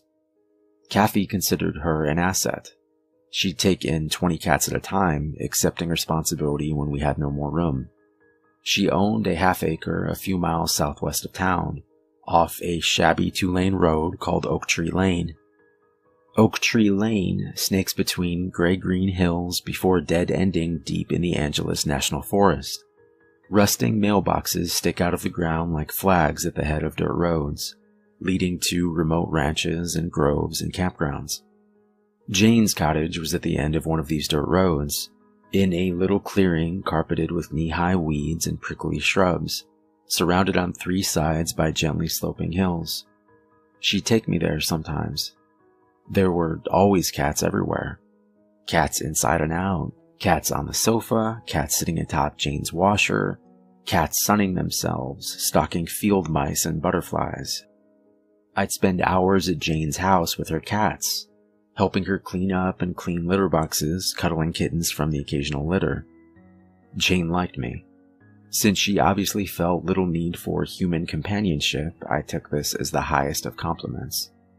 Every summer on the first day I'd see her, Jane would break out into the biggest, brightest smile that Kathy swore she reserved only for me. "You're like me, Matthew," Jane would say, as I stared out the window of her 1979 El Camino. "You can cut through anyone's bullshit and see their soul. That's why you love animals so much. Your standards for souls are higher than most." The earthquake hit the winter of my junior year. I remember waking in the middle of the night, roused by the thud of my precariously placed math book falling off my desk. The mild shaking lasted about 3.5 seconds, then I realized I'd experienced an earthquake.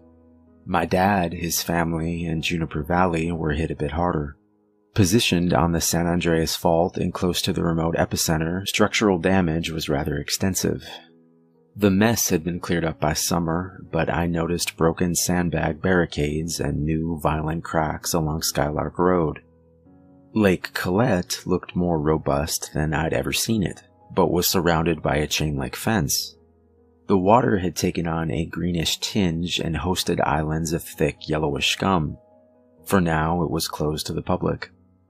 Kathy's windowless van still hadn't broken down, but she was tired of driving it all over the valley, so she handed me the keys. I enjoyed it at first, rambling through Golden Plains until I saw the boxy developments of Palmdale, rescuing filthy, unloved creatures from the clutches of abusive owners or uncaring bureaucracy. Jane had all but disappeared. Her last nursing charge had passed away, and she was rarely seen in town. Only at the general store, Kathy told me, and very rarely. I think Kathy and I were the only people in Juniper Valley who noticed her absence. I missed Jane. I missed the way her face lit up when she saw me, and the warm summer afternoon spent in her backyard. I called her landline once; it had been disconnected. Soon, the cats started appearing.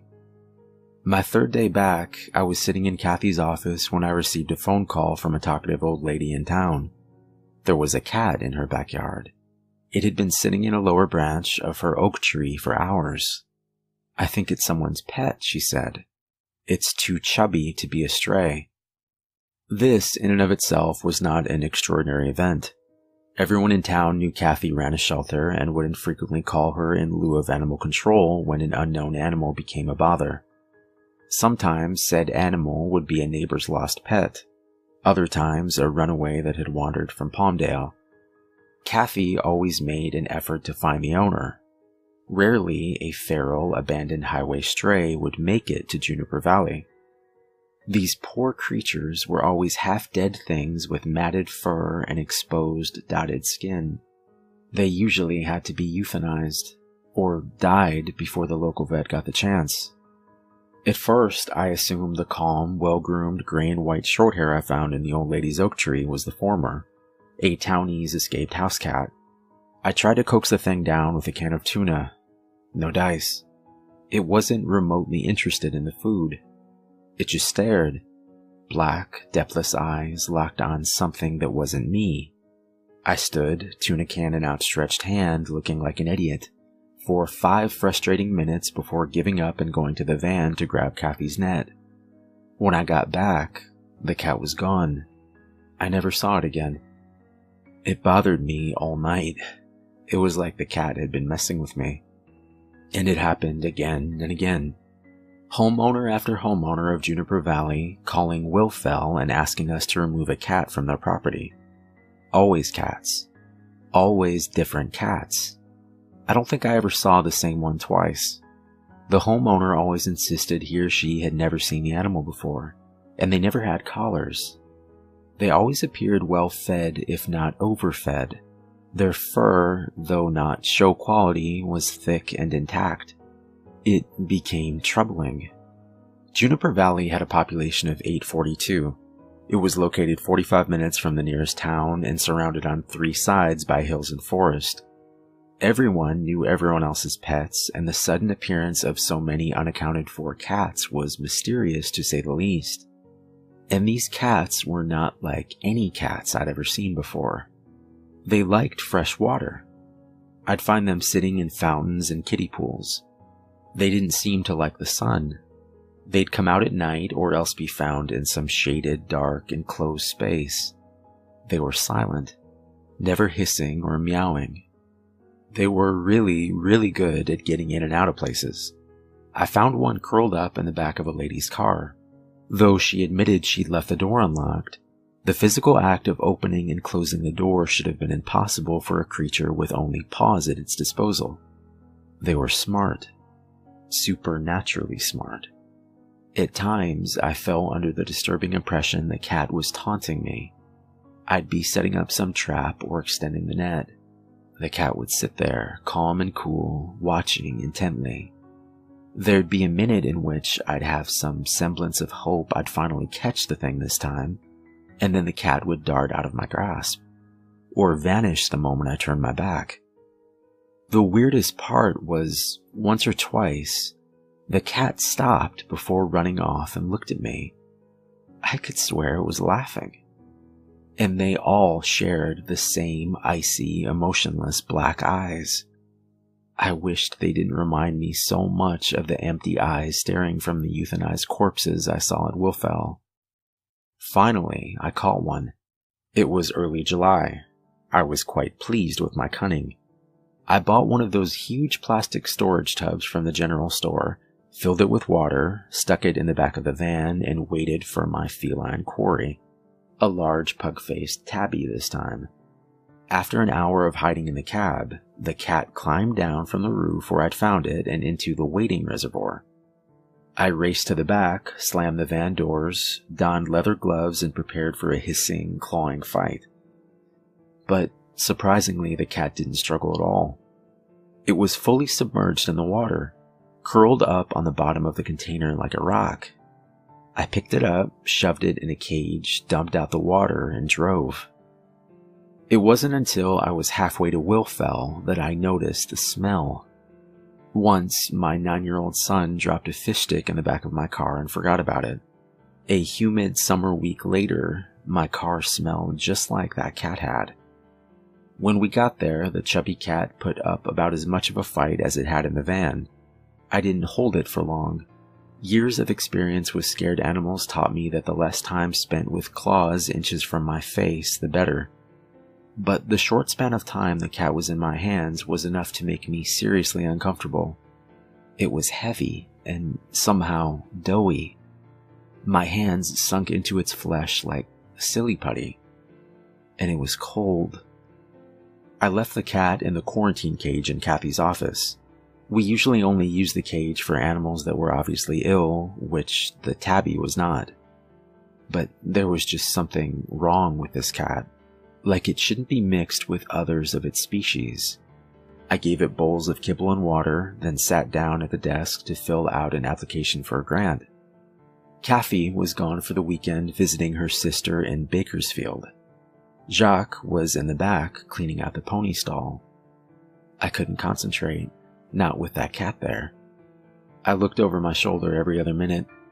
Each time I'd see the same thing, the flat-faced tabby, sitting in its water bowl, staring at me. It never blinked. It never moved. It didn't even appear to breathe. The rotting, fishy odor filled the room. Finally, I cracked. I double-checked the latch on the cat's cage, locked the office door, and pretended to be busy feeding the dogs. I called the vet and asked if he could come by and take a look at the feline, but he said he wouldn't be able to for another week. The next morning, I found the office window wide open, the quarantine cage open, and the cat gone. I wasn't disappointed. Not long after that, everyone started talking about little Charlie Henderson. Charlie was 12 and had been skateboarding alone shortly before midnight in the parking lot by Lake Colette. The lake was still scum-covered and fenced off, and the occupants of the nearest homes had long since packed it in for the night. The way he told it, Charlie had been approached by a cat. He bent over to pet it, and the cat danced away, leading him to a grove of trees behind the lake. He followed the cat. Then, suddenly, he was attacked by a small army of cats. They jumped from the trees and emerged from the shadows, latching onto his clothing and limbs and dragging him towards a hole in the fence. If a lost car hadn't pulled into the parking lot and turned around, causing the cats to scatter and giving him time to run away, well, who knows what they'd have done with him. No one believed him, of course. Everyone assumed he'd been attacked by maybe one feral cat and his imagination had taken over. Because cats don't corner people and jump them. That takes organization and planning, intelligence not possessed by house pets. And his story got weird, too. He claimed one of the cats had stretched itself like silly putty and grew an opposable thumb. Then Jane came back. It was a cloudy afternoon, and I was taking advantage of the slight cool down to deep clean the dog kennel. Kathy was gone again, in Riverside watching her granddaughter play softball. I was busy scraping dried dog crap off the concrete when Jacques ran out to tell me there was a lady asking for me. I wiped off my hands and went inside to find Jane staring at me from Kathy's living room. Jane had never been obsessive about her appearance, but if I hadn't known her so well, I would have assumed the gaunt, trembling figure in a stained wife-beater was a homeless woman. Her hair was a frizzy, matted mess of gray. Her arms and chest were striped with lacerations of varying degrees of depth, in various stages of healing. And her eyes, which had once seemed to serve as a window to a rational, calculating mind, now allowed a glimpse into bloodshot insanity. "Jane," I said, "are you okay?" She didn't smile. "Do you have any?" she asked. I frowned. "Any what?" "Cats, Matthew," was the curt reply. "It's the cats. I need the cats. They've been wandering." I gave her what I hoped was a kind smile. "Okay, Jane, I can show you the cats. But Kathy said I'm not allowed to have any of them adopted without her around." That was a lie, but I wasn't about to pass Jane custody of a pet rock, let alone a living, breathing creature. She was obviously not in the physical, emotional, or mental state to care for anything. not even herself. I walked her out to the cat kennel. As expected, a small herd of dogs ran towards Jane to sniff her and beg for attention. Then, about 3 feet from her, the dogs stopped. They sniffed the air, whined, and ran off in all directions. Not a single one of them got nearer. Jane looked over the cat seriously, then sighed in disappointment. She shook her head, turned around, and paced back to Kathy's house. "You haven't caught any?" she said. "What are you talking about?" I asked. She glared, looking through me. She could cut through anyone's bullshit and see their soul. "You know what I mean, Matthew. My cats. Call me if you catch one. There's so many of them now, and they're getting bigger." With that, she walked out the door. She stopped and turned around. "And Matthew, watch the lake." I spent the rest of the day in a daze. I'd been wondering where the weird cats came from. They didn't belong to anyone in Juniper Valley, and it was hard to believe that they'd all migrated from Palmdale. Jane took in homeless cats. Maybe they were hers. I didn't know why they would have left food, water, and shelter to wander for miles along an isolated road and into a neighborhood, but it was at least a possibility. That night, following a tangled motivation I couldn't put into words, I borrowed my father's car and drove to the parking lot by Lake Colette, where Charlie Henderson had been attacked. I pulled right up to the fence, turned off my car, let my eyes adjust to the darkness. I obeyed Jane. I watched the lake. I hadn't sat for 10 minutes before I saw movement. A black shape, creeping out of the shadows and approaching the water's edge. More movement against the clump of trees to my right. Cautiously, quietly, I opened the car door and stepped out. I shut the door gently and tiptoed towards the fence. A large black cat waded in the dirty lake. Its paws were inundated. It kept on going. I came closer until I was grasping the metal links of the fence, and I felt it quiver under my fingers. I looked to my right and saw them. 2 more cats. Huge cats. The biggest I'd ever seen. Cats climbing down the fence like monkeys. Head first, completely vertical. One, then the other, jumped gracefully to the ground and stepped into the feeble light bleeding from the 2 streetlights. One was yellow, the other a tabby. The first cat was almost completely submerged. With the lightest gurgle, it ducked under the scum-covered waterline into the black hole. The light wasn't good at all. It looked as though the second and third cats had flattened when they hit the ground, like Play-Doh thrown at a wall. And there was something about how they moved. They jiggled. Their legs bent the wrong way. Or maybe it was just the shitty lighting. Where was the black cat? It couldn't still be underwater. Ripples in the lake. Small islands of yellow scum shifted in gentle waves. I didn't feel a breeze. There was something else in there. A cadence of nerves was triggered in my brain, forgotten but immediately recognizable like a song. I was scared of Lake Colette, scared like I had been as a child, when the black water had seemed from my bedroom window a bottomless well. I ran to my car. I did a donut in the parking lot and sped home. The next morning was hot and bright, and under the cloudless sky it all seemed ridiculous. I was letting the Charlie Henderson rumors get to me. I walked past Lake Colette on my way to Willfell. I went right up to the fence. Nothing seemed out of the ordinary, no cats in sight. A light breeze ruffled the water. I breathed in and gagged. It smelled like rotting fish mixed with a McDonald's dumpster. It smelled like the pug-faced tabby I'd caught. Cats don't like water. Cats don't swim. I'd spent nearly half a decade surrounded by cats, and the cats I'd been chasing around yards and spying on the night before weren't cats. That smell. The way the tabby I'd caught had felt when I held it. Bloated and putty-like. Cold. Those cats didn't purr or meow. They didn't eat. Their intelligence and that stare, those glassy, corpse-like eyes that seemed to take in everything and nothing. And Jane, her cats, she'd said, they've been wandering. They're getting bigger. Maybe she was going nuts, living out there all alone in the wilds, a mile away from her nearest human neighbor. The dogs wouldn't come near her. Her own cats had been attacking her, apparently. How else to explain the scratches all over? Yet, still, she was desperate to have them back. I had to talk to Jane again. Kathy was still gone and it was Jacques' day off, so I planned on heading to Jane's lonely dirt road as soon as I fed the animals. But a couple from Palmdale called unexpectedly, asking if they could come by with their daughter to pick out a pet.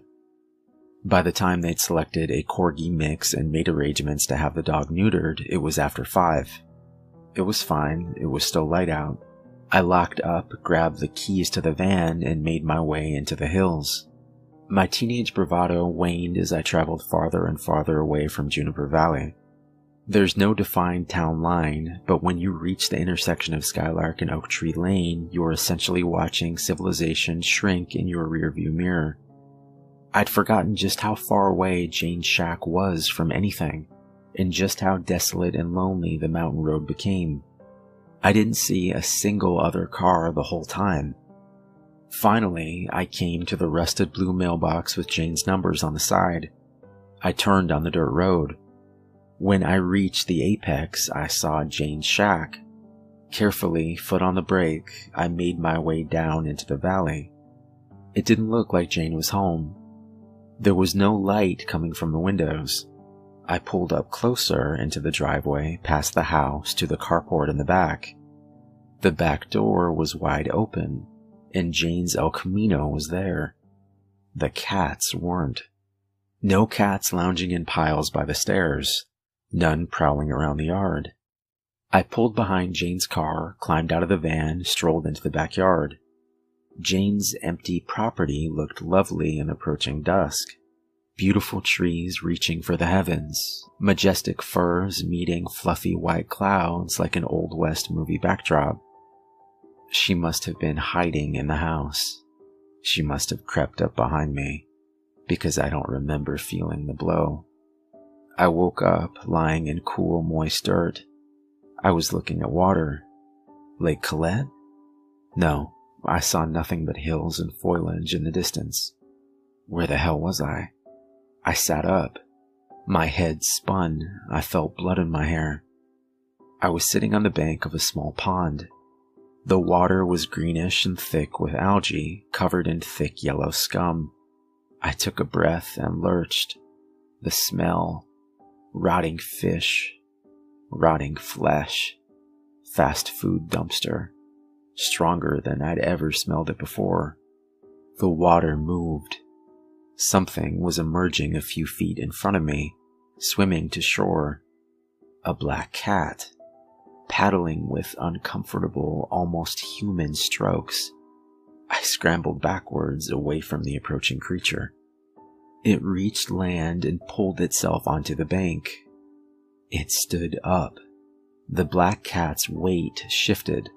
Its belly bulged, its lower legs swelled, became shorter and fatter.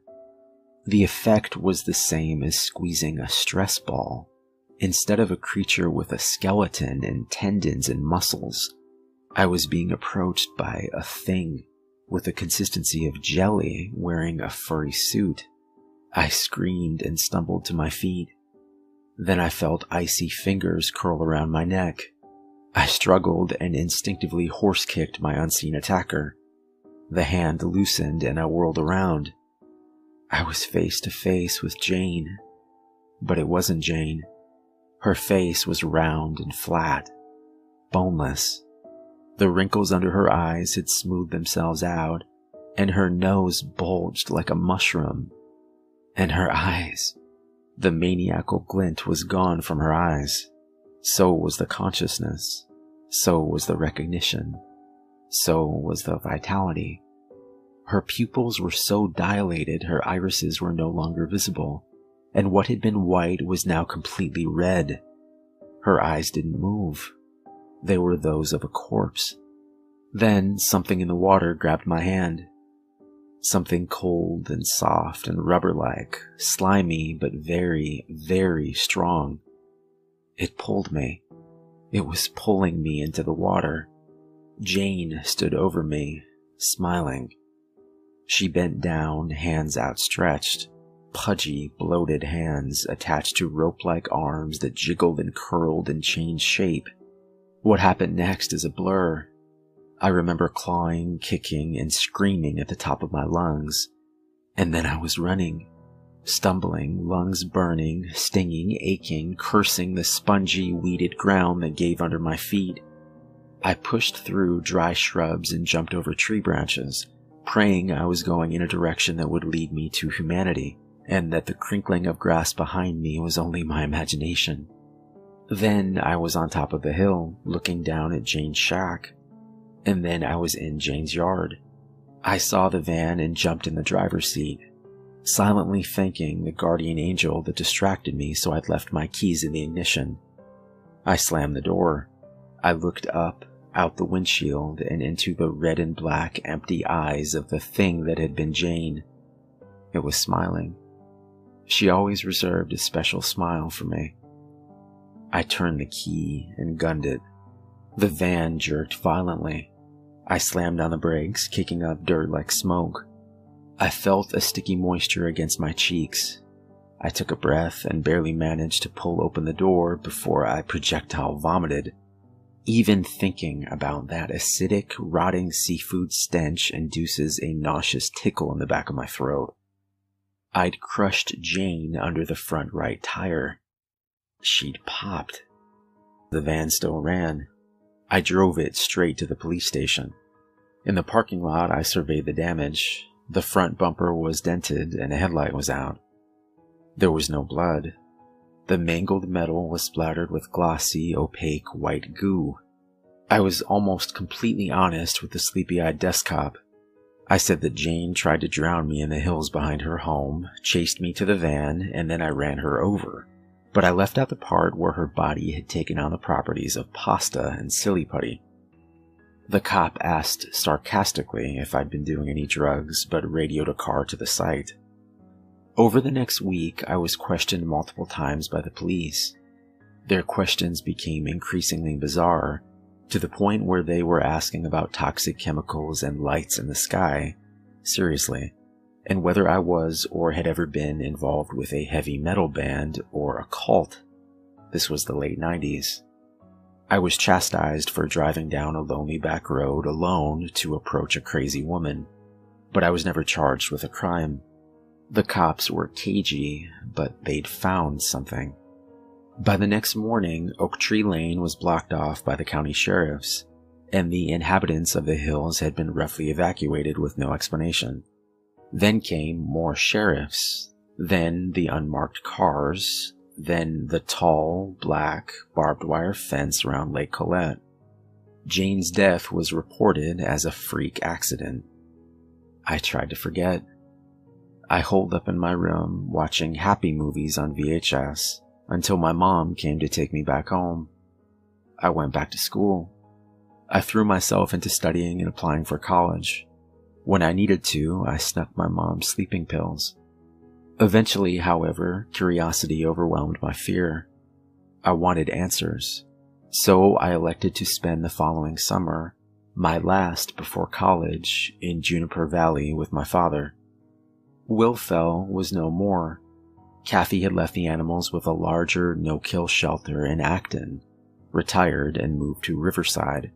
There was a large for sale sign in front of what had once been her home, and it had been a dry winter. The chain-link fence, broken and bent, still surrounded Lake Colette, but the lake was little more than a puddle. I got a job waiting tables at a bar restaurant. I spent my nights serving burgers to bored townies, trying to strike up conversations about the strange events of the previous summer, the shadowy agents, the fence, the crazy cat lady. I was offered nothing but rumors, speculation, and good old-fashioned lies. Finally, I met a man named Aaron. He was in his 20s, chubby, and socially awkward. He worked as a counselor at a camp for disabled children. He talked about Dungeons and Dragons a little bit too much, and his uncle was a local cop. It was a slow night. I shot the shit with Aaron for a while. When I asked him if he'd heard about the crazy cat lady who died last year, he played it off like a tabloid headline. But I'd noticed his eyes widen and his hands tremble. I guess I got lucky. Aaron's cop uncle apparently had a weakness for Jack Daniels and a tendency to ignore police confidentiality when drunk. And that weakness must have been genetic, because an hour later, Aaron was singing like a canary. The night Jane had tried to kill me, 2 cops had been dispatched to her home off Oak Tree Lane, expecting to find an empty bottle of Everclear and a discarded bag of shrooms. Instead, they found what had been Jane. Pieces of her were scattered across the ground like debris. They radioed for backup, and a small posse spent the remainder of the night on a scavenger hunt for vital organs. They found skin. Plenty of skin. The piece that once covered her back was folded in a torn white tank top. Her bones and organs seemed strangely melted, as though pulled from a vat of acid, or digested. It was like, one officer had said, Jane had been skinned from the inside, then filled with acidic goo like a water balloon. Everything was coated in a white, translucent jelly substance. The officers had taken a sample to be tested, but by the next morning it had evaporated into a powdery white stain. The big guns were called in. Sheriffs, agents from multiple government divisions, he couldn't say who exactly. The local cops had been pushed out of the investigation by that point. He had heard that upon searching Jane's property, they found an axe, multiple firearms, boxes of ammo, and 10 cat skins buried 1.5 feet deep in the backyard, mostly with their heads detached, and all coated in the familiar white powder. They scoured the hills behind Jane's property, and they found the pond. The small pond that, according to land surveying reports, had not existed before the earthquake and the rains of the previous winter. They drained it. At the bottom, they found 24 more cat skins. The insides were all gone, yet the skins were unmarred. At no point had they been cut apart or sewn together. Again, it appeared as if something had eaten or dissolved all the blood, bones, and vital organs, except for the teeth and the eyeballs. The eyeballs were left intact to stare hauntingly into oblivion. After the discovery, they dragged Lake Colette as well. Aaron didn't know what they'd found there. The citizens of Juniper Valley were urged to stay away. It's been nearly 20 years. I'm a veterinarian now. I've done some digging, spent hours in corners of the internet where I've seen things I can't unsee, and made some new friends. But I still don't have answers. I don't know what changed Jane's cats that summer. Were they infected? Possessed? I think it was something in the water. Hyper-intelligent, blob-like things that had been dormant for years, brought to the surface by that earthquake. But this is all conjecture, my opinion. All those years ago, I told Aaron, the chubby camp counselor, everything. He listened, eyes widening but never doubting. The next morning, he and I took his car down Oak Tree Lane to the rustling blue mailbox, and finally the abandoned shack where I'd passed so many summer days. We hiked a mile into the hills, carrying 2 shovels and my father's rifle.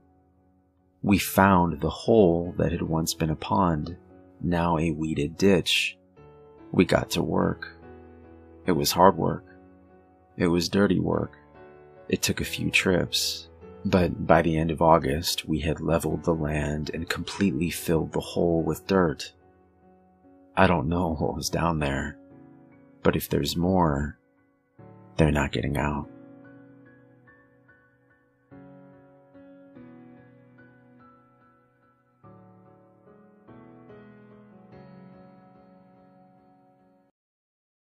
Ever wondered if things can just be born evil? In this enlightened age of ours, concepts like good and evil are often painted as outmoded, archaic even. According to modern thought, people, animals too obviously, are simple products of their environment and no more responsible for their actions than a twig in a stream. But I know better. Some things are just born bad. About 10 years ago, we had a German Shepherd named Duchess that had a litter of puppies, 7 in all. 6 looked like any other shepherd you've ever seen. The 7th was a snowy white. Not a true albino, just white-furred with a black nose and blue eyes. There was never any doubt about which one we were keeping out of that litter. We named her Princess. Before the end of 6 months, any plans we had about giving away or selling the others became a moot point, as all of the others were dead. We'd just find them at a rate of about 1 a month, not mangled or anything, just dead as if they died in their sleep. At first, we thought maybe their mother, it being her first litter and all, was accidentally crushing or smothering them. Later, we had no doubt as to what had killed them. Within a year, she came to dominate her mother, her father, tough old alpha that he was, and to a degree, us too. Her parents shied away from her. When we put out their food, she ate to her heart's content, unchallenged by the other two. Once I tried to shoo her away and let the other two eat.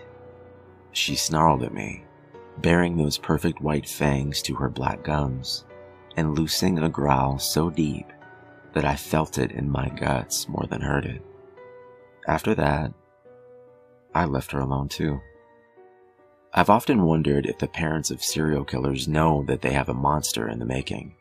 I mean, sure, some of them are to blame for how their kids turn out, products of messed up households with systematic abuse of all possible flavors. But then there are the ones that seem to be true aberrations. It's those families I'm curious about. Do they smile and laugh and pretend that everything's fine? I know that we sure did. We downplayed the weirdness around Princess, tried to rationalize her behavior, the bizarre things she'd do, like killing rabbits and leaving them hung up in the bushes behind our home. Some dogs do that to show they love you. Cats too, my father would say. To them, it's just bringing you food. To me, it's like she was taunting us. Just like the puppies years earlier, not one of those rabbits ever had a mark on them. Princess, just like her mom and dad, was well looked after and never hurt for a meal, so it wasn't as if she was hunting for food. Her innumerable kills were always untouched. No, the only thing I ever saw her eat was a kitten.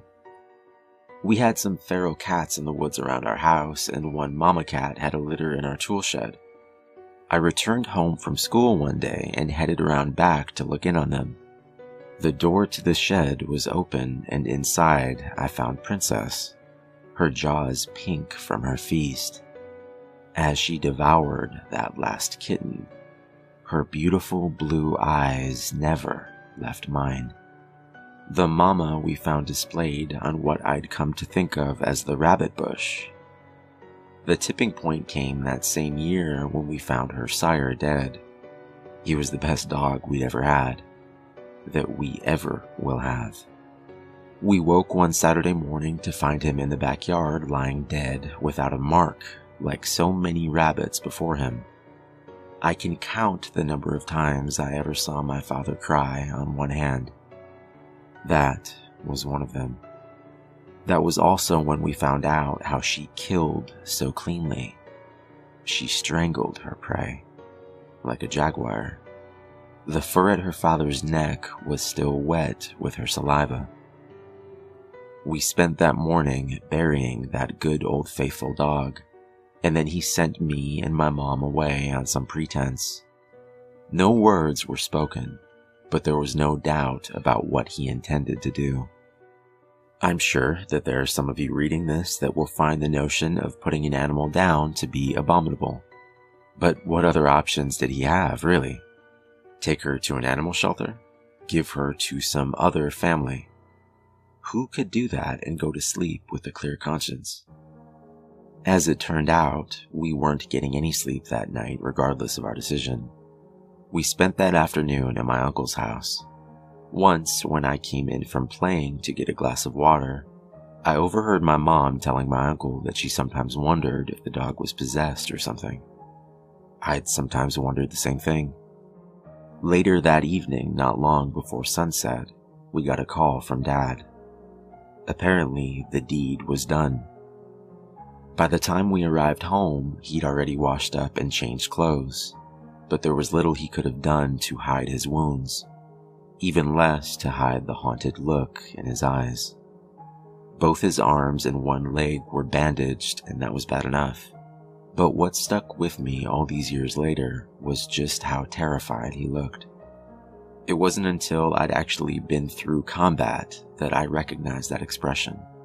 It's how men look after they've stared death straight in the face. My father never talked about it, but he drafted a friend from up the street to come help, and it's from him that I get this part of the story. Princess was many things, bloodthirsty and evil chief among them, but stupid wasn't among them. In that, if nothing else, she took after her father. Her dad, Rocky, was famous for letting himself into the house if it was storming out. He'd figured out how to paw open the sliding glass door out to the patio. What was really astounding is that he also had the presence of mind to close it behind him. Not being stupid, she knew something was up and made herself scarce, disappearing into the woods. Dad, not wanting to put this off and being in full-on revenge mode, called his friend from down the road and filled him in. So off on the hunt, the two of them went. In his own words, she was laying for us. If it sounds absurd to say the princess lay in ambush, then I've failed at conveying just how wrong everything about her truly was. She led them on a chase through those woods, barking whenever it seemed the stupid humans had lost her again. Then she laid up beneath an overhang on the creek bank, just where the path crossed it, and she waited.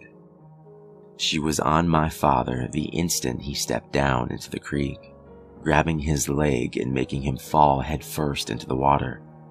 Then she went straight for his throat. My dad had already lost his rifle at this point, and he grabbed her with both hands to try to fend her off, wrestling with 115 pounds of teeth, claws, and muscle in a 1.5 foot of water, Princess savaging his arms all the while. At some point, he managed to work his legs up between him and the dog and kick her away from him, providing his friend with a clean shot, which he took, catching Princess through the chest. He put a second round through her head. He then helped my dad back home and to the emergency room, telling him he'd go back to see after Princess once they got home. She can rot where she is, was all my dad had to say on the subject. After they got back from the hospital, our neighbor went back on his ATV to pick up Princess for burial. He was a dog lover like us, and it just didn't seem right to him to leave her. If he'd spent as much time tiptoeing around as we had, he might have felt differently.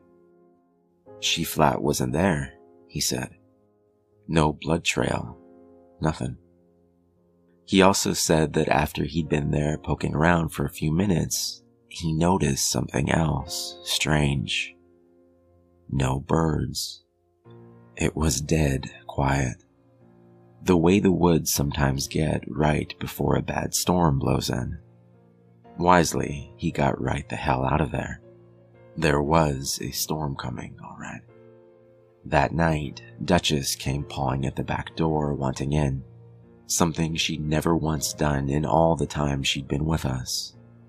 And I had a dream. In my dream, I was playing football in the backyard with some buddies, and ran over to where a bad throw had landed near Rocky's grave. As I reached for it, Princess's head shoved up out of the ground to grab my hand. I woke up with a jolt and was promptly scared out of roughly 10 more years of my life by the silhouette of a German shepherd in the hallway. It was Duchess, of course. She was sitting in the hallway, whining and wagging her tail nervously. She was looking back towards the front of the house.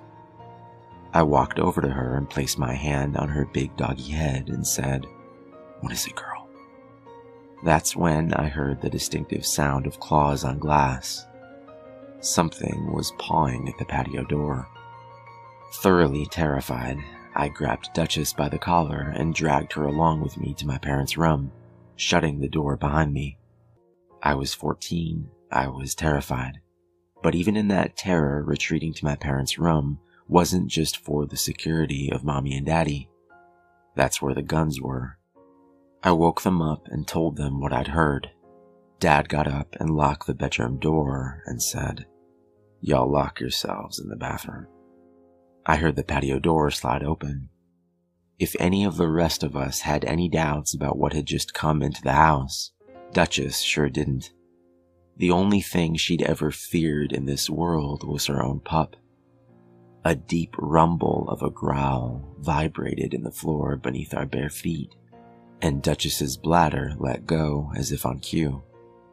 Mine wasn't far from doing the same. What followed was a 6-hour exercise in pure terror, punctuated by snarling attacks on the bedroom door, crashes through the rest of the house as Princess found more things to break, whispered prayers from my mother, and litanies of curses from my father as another of his attempted forays out of the bedroom was thwarted. We were without a phone. The one on my parents' nightstand was dead. We'd later find the phone line to have been ripped out at the main box.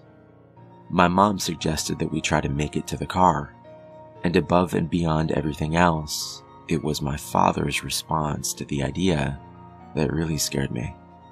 Of the three of us, he was supposed to be the rational thinker, but what we got instead was, "Honey, I think that's what it wants us to do." As the world through the windows turned from black to gray, a quiet fell over the house. Mom and I watched through the windows, craning our heads in an attempt to get an eye on the patio door. But try as we might, the best we could manage was a view of most of the patio. More than enough concealment for a dog to slink in or out, even a big one like Princess. After an hour of silence, my dad quietly opened the bedroom door. I remember thinking what a useless gesture any attempt at stealth was. Dog senses are so much more acute than ours that we might as well have fired a 21-gun salute. Dad stopped in the hallway and shooed me back to the bedroom. "Don't come out until I say." Carefully, he made his way through the house to the patio door. We heard him shut it before he shouted back to us to stay in the bedroom till he told us to come out. Through the door, I could hear him moving around, and what seemed to be him dropping things into a garbage bag. After about 30 minutes, he gave us the all clear. What greeted us was a disaster. Ripped up cushions and pillows, destroyed furniture, shredded papers and books all over the floor. But most terrible were the smears of gore all over everything. My mother wondered aloud at what she drug into the house. Grim-faced, my father didn't answer. He simply turned and headed out the back to bury Rocky for a second time. We cleaned up as best we could while Dad drove down to our neighbor's house to make all the appropriate calls. After all these years, I still wonder what portion of homeowner's insurance covers attack by undead demon ghost dog. Unspoken, we all wondered what the night would bring. As it turned out, we never got a repeat, but Duchess never left the house again. Time rolled on. Occasionally, we'd find a new present on the rabbit bush. Just a friendly reminder, another token of Princess's abiding love. About 2 years into college, my dad called to tell me that our neighbor had passed away. "Heart attack in his sleep, the coroner says," said my dad. But what we were both thinking was, not a mark. There are plenty of nights where I wonder what the last thing was to pass before that old bachelor's eyes. I can guarantee you it stared right back. I've seen firsthand how it feeds. Not long after that, my folks put the house up for sale. I sort of acted as go-between on that deal. About a week after the new owners moved in, I received a call from the man of the house. He wanted to know if we'd left any pets behind when we moved. Already fearing the answer, I asked him why he asked. "Oh, me and the kids keep seeing this white shepherd in the woods. Pretty." Pretty.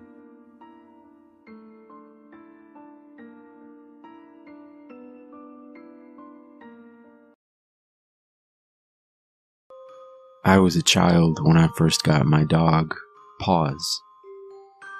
My father was away on a business trip. He went on a lot of those, and somehow I convinced my mother to get a dog.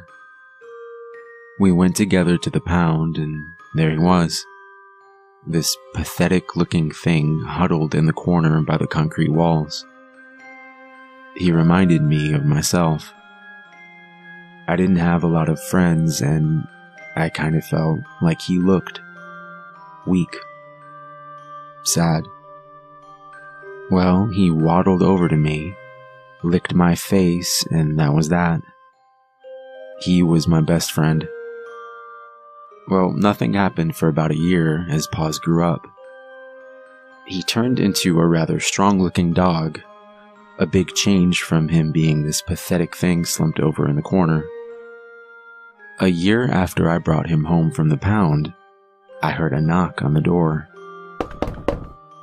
Walking over, I saw an old, harmless-looking man with gray hair smiling through the glass. I smiled back, opened the door, and before I could even say hello, Paws leapt onto him and bit deep into his face. I tried to get him off, but he just kept tearing away at the old man's flesh. We lived in the city, and a police officer happened to be patrolling nearby and hear the commotion. He took out his gun to shoot Paws, but I screamed and leapt in front of him, shielding him from the officer. The policeman yelled at me to get out of the way, but I loved that dog. The officer kicked Paws off the old man, and my dog cried out in pain. Then, something strange happened. As the officer knelt down to help the old man up, we saw something on the ground next to him. A human ear. The policeman and I just stared at the ear. Then we both looked at the same time back up at the old man. Had Paws torn his ear off? But no. The old man, though bloodied, sure enough had 2 ears. The officer and I stared at each other, both a little confused, and that's when the old man took off, running down the driveway. I watched as the police officer paused for a few moments, then put 2 and 2 together. Something wasn't right here. He chased down the old man and pinned him up against the wall, cuffing his hands and calling for backup. It wasn't until a week later on the news I found out that that old man had been collecting the body parts of little boys. He was indeed a monster. There were 2 other occasions as well, one when I was a little older. I would walk Paws in a park near our home. The funny thing was this park was packed with people, so you'd think it would be safe. Well, every time I would take him, there was a beautiful older woman just sitting on a bench on the far edge of the park. She looked a bit out of place, but she seemed harmless, as she would smile and say hello. From the first time Paws saw her, sitting on that bench, He lowered his head and growled deeply. I figured it was nothing. The last time he had growled had been the old man, but this just must be a coincidence, right? Well, I was wrong. The next day in the park, the woman was nowhere to be seen, and Paws ran over to the bench where she would sit and began to dig. I tried to stop him, but before I could, I saw a bone. It looked human. He kept on digging, and the police were called.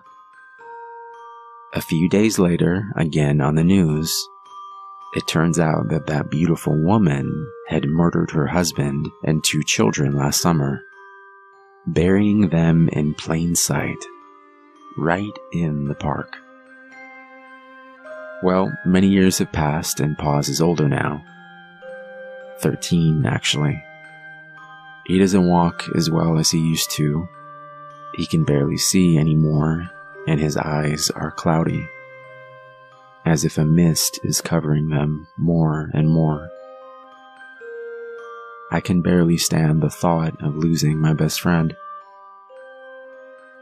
Well, I met Colleen about 5 months ago, and she is everything I could ever want. Smart, beautiful, kind, loyal. She's wonderful. She even volunteers at a home for sick children who are dying. She stays with them as they go through their last moments. It's amazing the type of woman that she is. I'm so lucky. Well, I had just proposed the week earlier and couldn't wait to introduce her to my parents. And, of course, Paws. We flew across the country, holding hands the whole time on the plane flight like we were teenagers. When we got there, we got in a cab and headed over to my parents' home. Opening the door, my mother smiled and instantly gave Colleen a hug. My father walked over behind her, smiling as well, and told her welcome to the family. John has said such wonderful things about you. I asked about Paws, and they said nothing. Knowing how much I loved my dog, they were dreading telling me the news. They had taken him to the doctor, and he would have to be put to sleep in the morning. The doctor had nodded when they explained how much I loved Paws, and that they wanted him to pass away at his home. He was in the other room, laying on a blanket and sleeping. He couldn't walk anymore, and hadn't opened his eyes for a couple days. Colleen gave me a hug, as she knew how much he meant to me. Fighting back tears, I nodded to my parents and walked with Colleen into the guest bedroom, where my best friend was laying down. I put my hand on his back and put my forehead against his. His eyes were closed, but as I continued to talk to him, he slowly opened his eyes. Barely able to move, his tail started to wag slowly, and he dug his head into my chest. And we both just sat there, together. My protector. It was then I heard footsteps behind me, and remembered that Colleen was here too. I had forgotten all about her.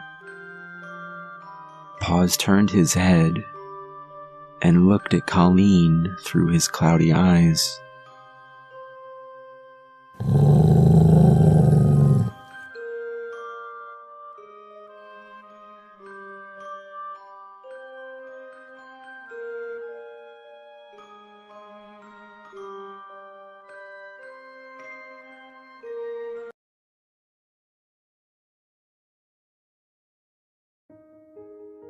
I used to look out the rusted iron bars of my window and dream about being a bird, The chain that shackled me to my bed was just long enough to reach the windowsill, and so every night after my father would visit my room, I would lie awake and wait for the first rays of light to creep over the horizon, then walk over to my window and listen to the morning's first few notes of birdsong. Their melodies were so beautiful. I knew that they must have been singing about places far away and wonderful, about sailing on the wind through endless blue skies, looking down at the treetops that dotted the land below. Then, one morning as I lay in bed, something impossible happened. I had fallen asleep the night before and would have missed my morning birdsong but for a tapping on my window. I rubbed the sleep out of my eyes and sat up to see a crow sitting outside on the sill, tapping my window with his beak. I crept over to the window and smiled at the bird. "Hello, Mr. Crow," I said. "Hello, little girl," said the crow. I stood there dumbfounded for a moment, not knowing what to say. Finally, after what seemed like an eternity, I forced myself to speak. "You know how to talk?" I said. "All birds know how to talk," he replied. "It's just that not all humans know how to listen." I pushed my window open a crack until it hit against the bars. The bird cocked its head in curiosity. "Why are you in a cage?" it asked. "I think it's my destiny," I said. "It's always been this way." "You look rather thin," replied the crow. "Would you like something to eat?" My stomach gave a weak growl. "Yes," I said. "That would be wonderful." Without another word, the crow took flight. A few minutes later, he returned with a small branch of figs. The crow watched me as I greedily devoured the fruit. After I had finished, he stared at me for a moment before speaking again. "I didn't know they put people in cages," he said. "Do you think they mistook you for a bird?" "I don't think so, Mr. Crow," I said. We spent the rest of the day talking. The crow told me all about what it was like to fly, how there was no better feeling in the world. He told me about the faraway lands he had visited when he was a young bird and could still make the journey north with the changing of the seasons. Finally, evening came and the crow said that he had to go. The next morning he was back, however, with 2 more branches of figs. I thanked him for his generosity, and we talked another day away. That day he even sang me a song. He didn't have a voice for singing, but I thought his song was beautiful anyway. We passed the entire fall that way, and the bird's visits became the only bright spot in my life. He brought me not only figs, but cherries and walnuts too, anything small enough for him to carry. Soon, however, winter came, and with it the frost that destroyed the figs and cherries that the crow had used to bring me. His gifts became fewer and fewer, and I could tell from his tired voice that he was flying farther and farther away to get them. One morning, when the first snows of winter had fallen, the crow asked me a question. "What would you do to leave this place?" he asked, cocking his head to the side. I thought for a moment, but I wasn't sure how to answer. Finally, I told the truth. "I would do anything to leave this place," I said. "Anything at all." The crow solemnly nodded and said, "The frost isn't the only thing that winter brings." He flapped his eyes once and jumped from the windowsill, and I didn't see him for 3 days. I began to fall into a deep depression. Every morning I would still listen to the birdsong, but it sounded empty without my friend there to listen with me. The morning after the 3rd day, my crow friend returned. It was so beautiful that day. The sun had come out from behind the clouds to melt the snow, One of the last green days before winter came in earnest. As the shadow passed over the valley in which we lived, I first mistook it for a storm cloud, but then I heard the sound. It was loud enough to crack the sky, but it wasn't thunder. It was birds.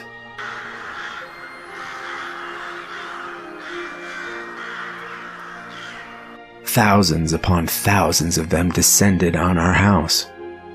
A whirling storm of beating wings and shrieking caws, they crashed into the walls and windows, pecking at them with wild ferocity.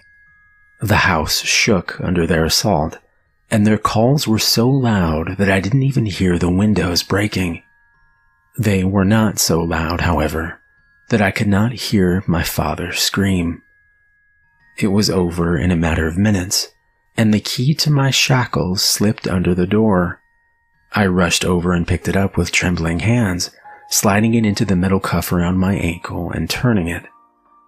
The cuff came loose with a heavy click, and for the first time, I was free.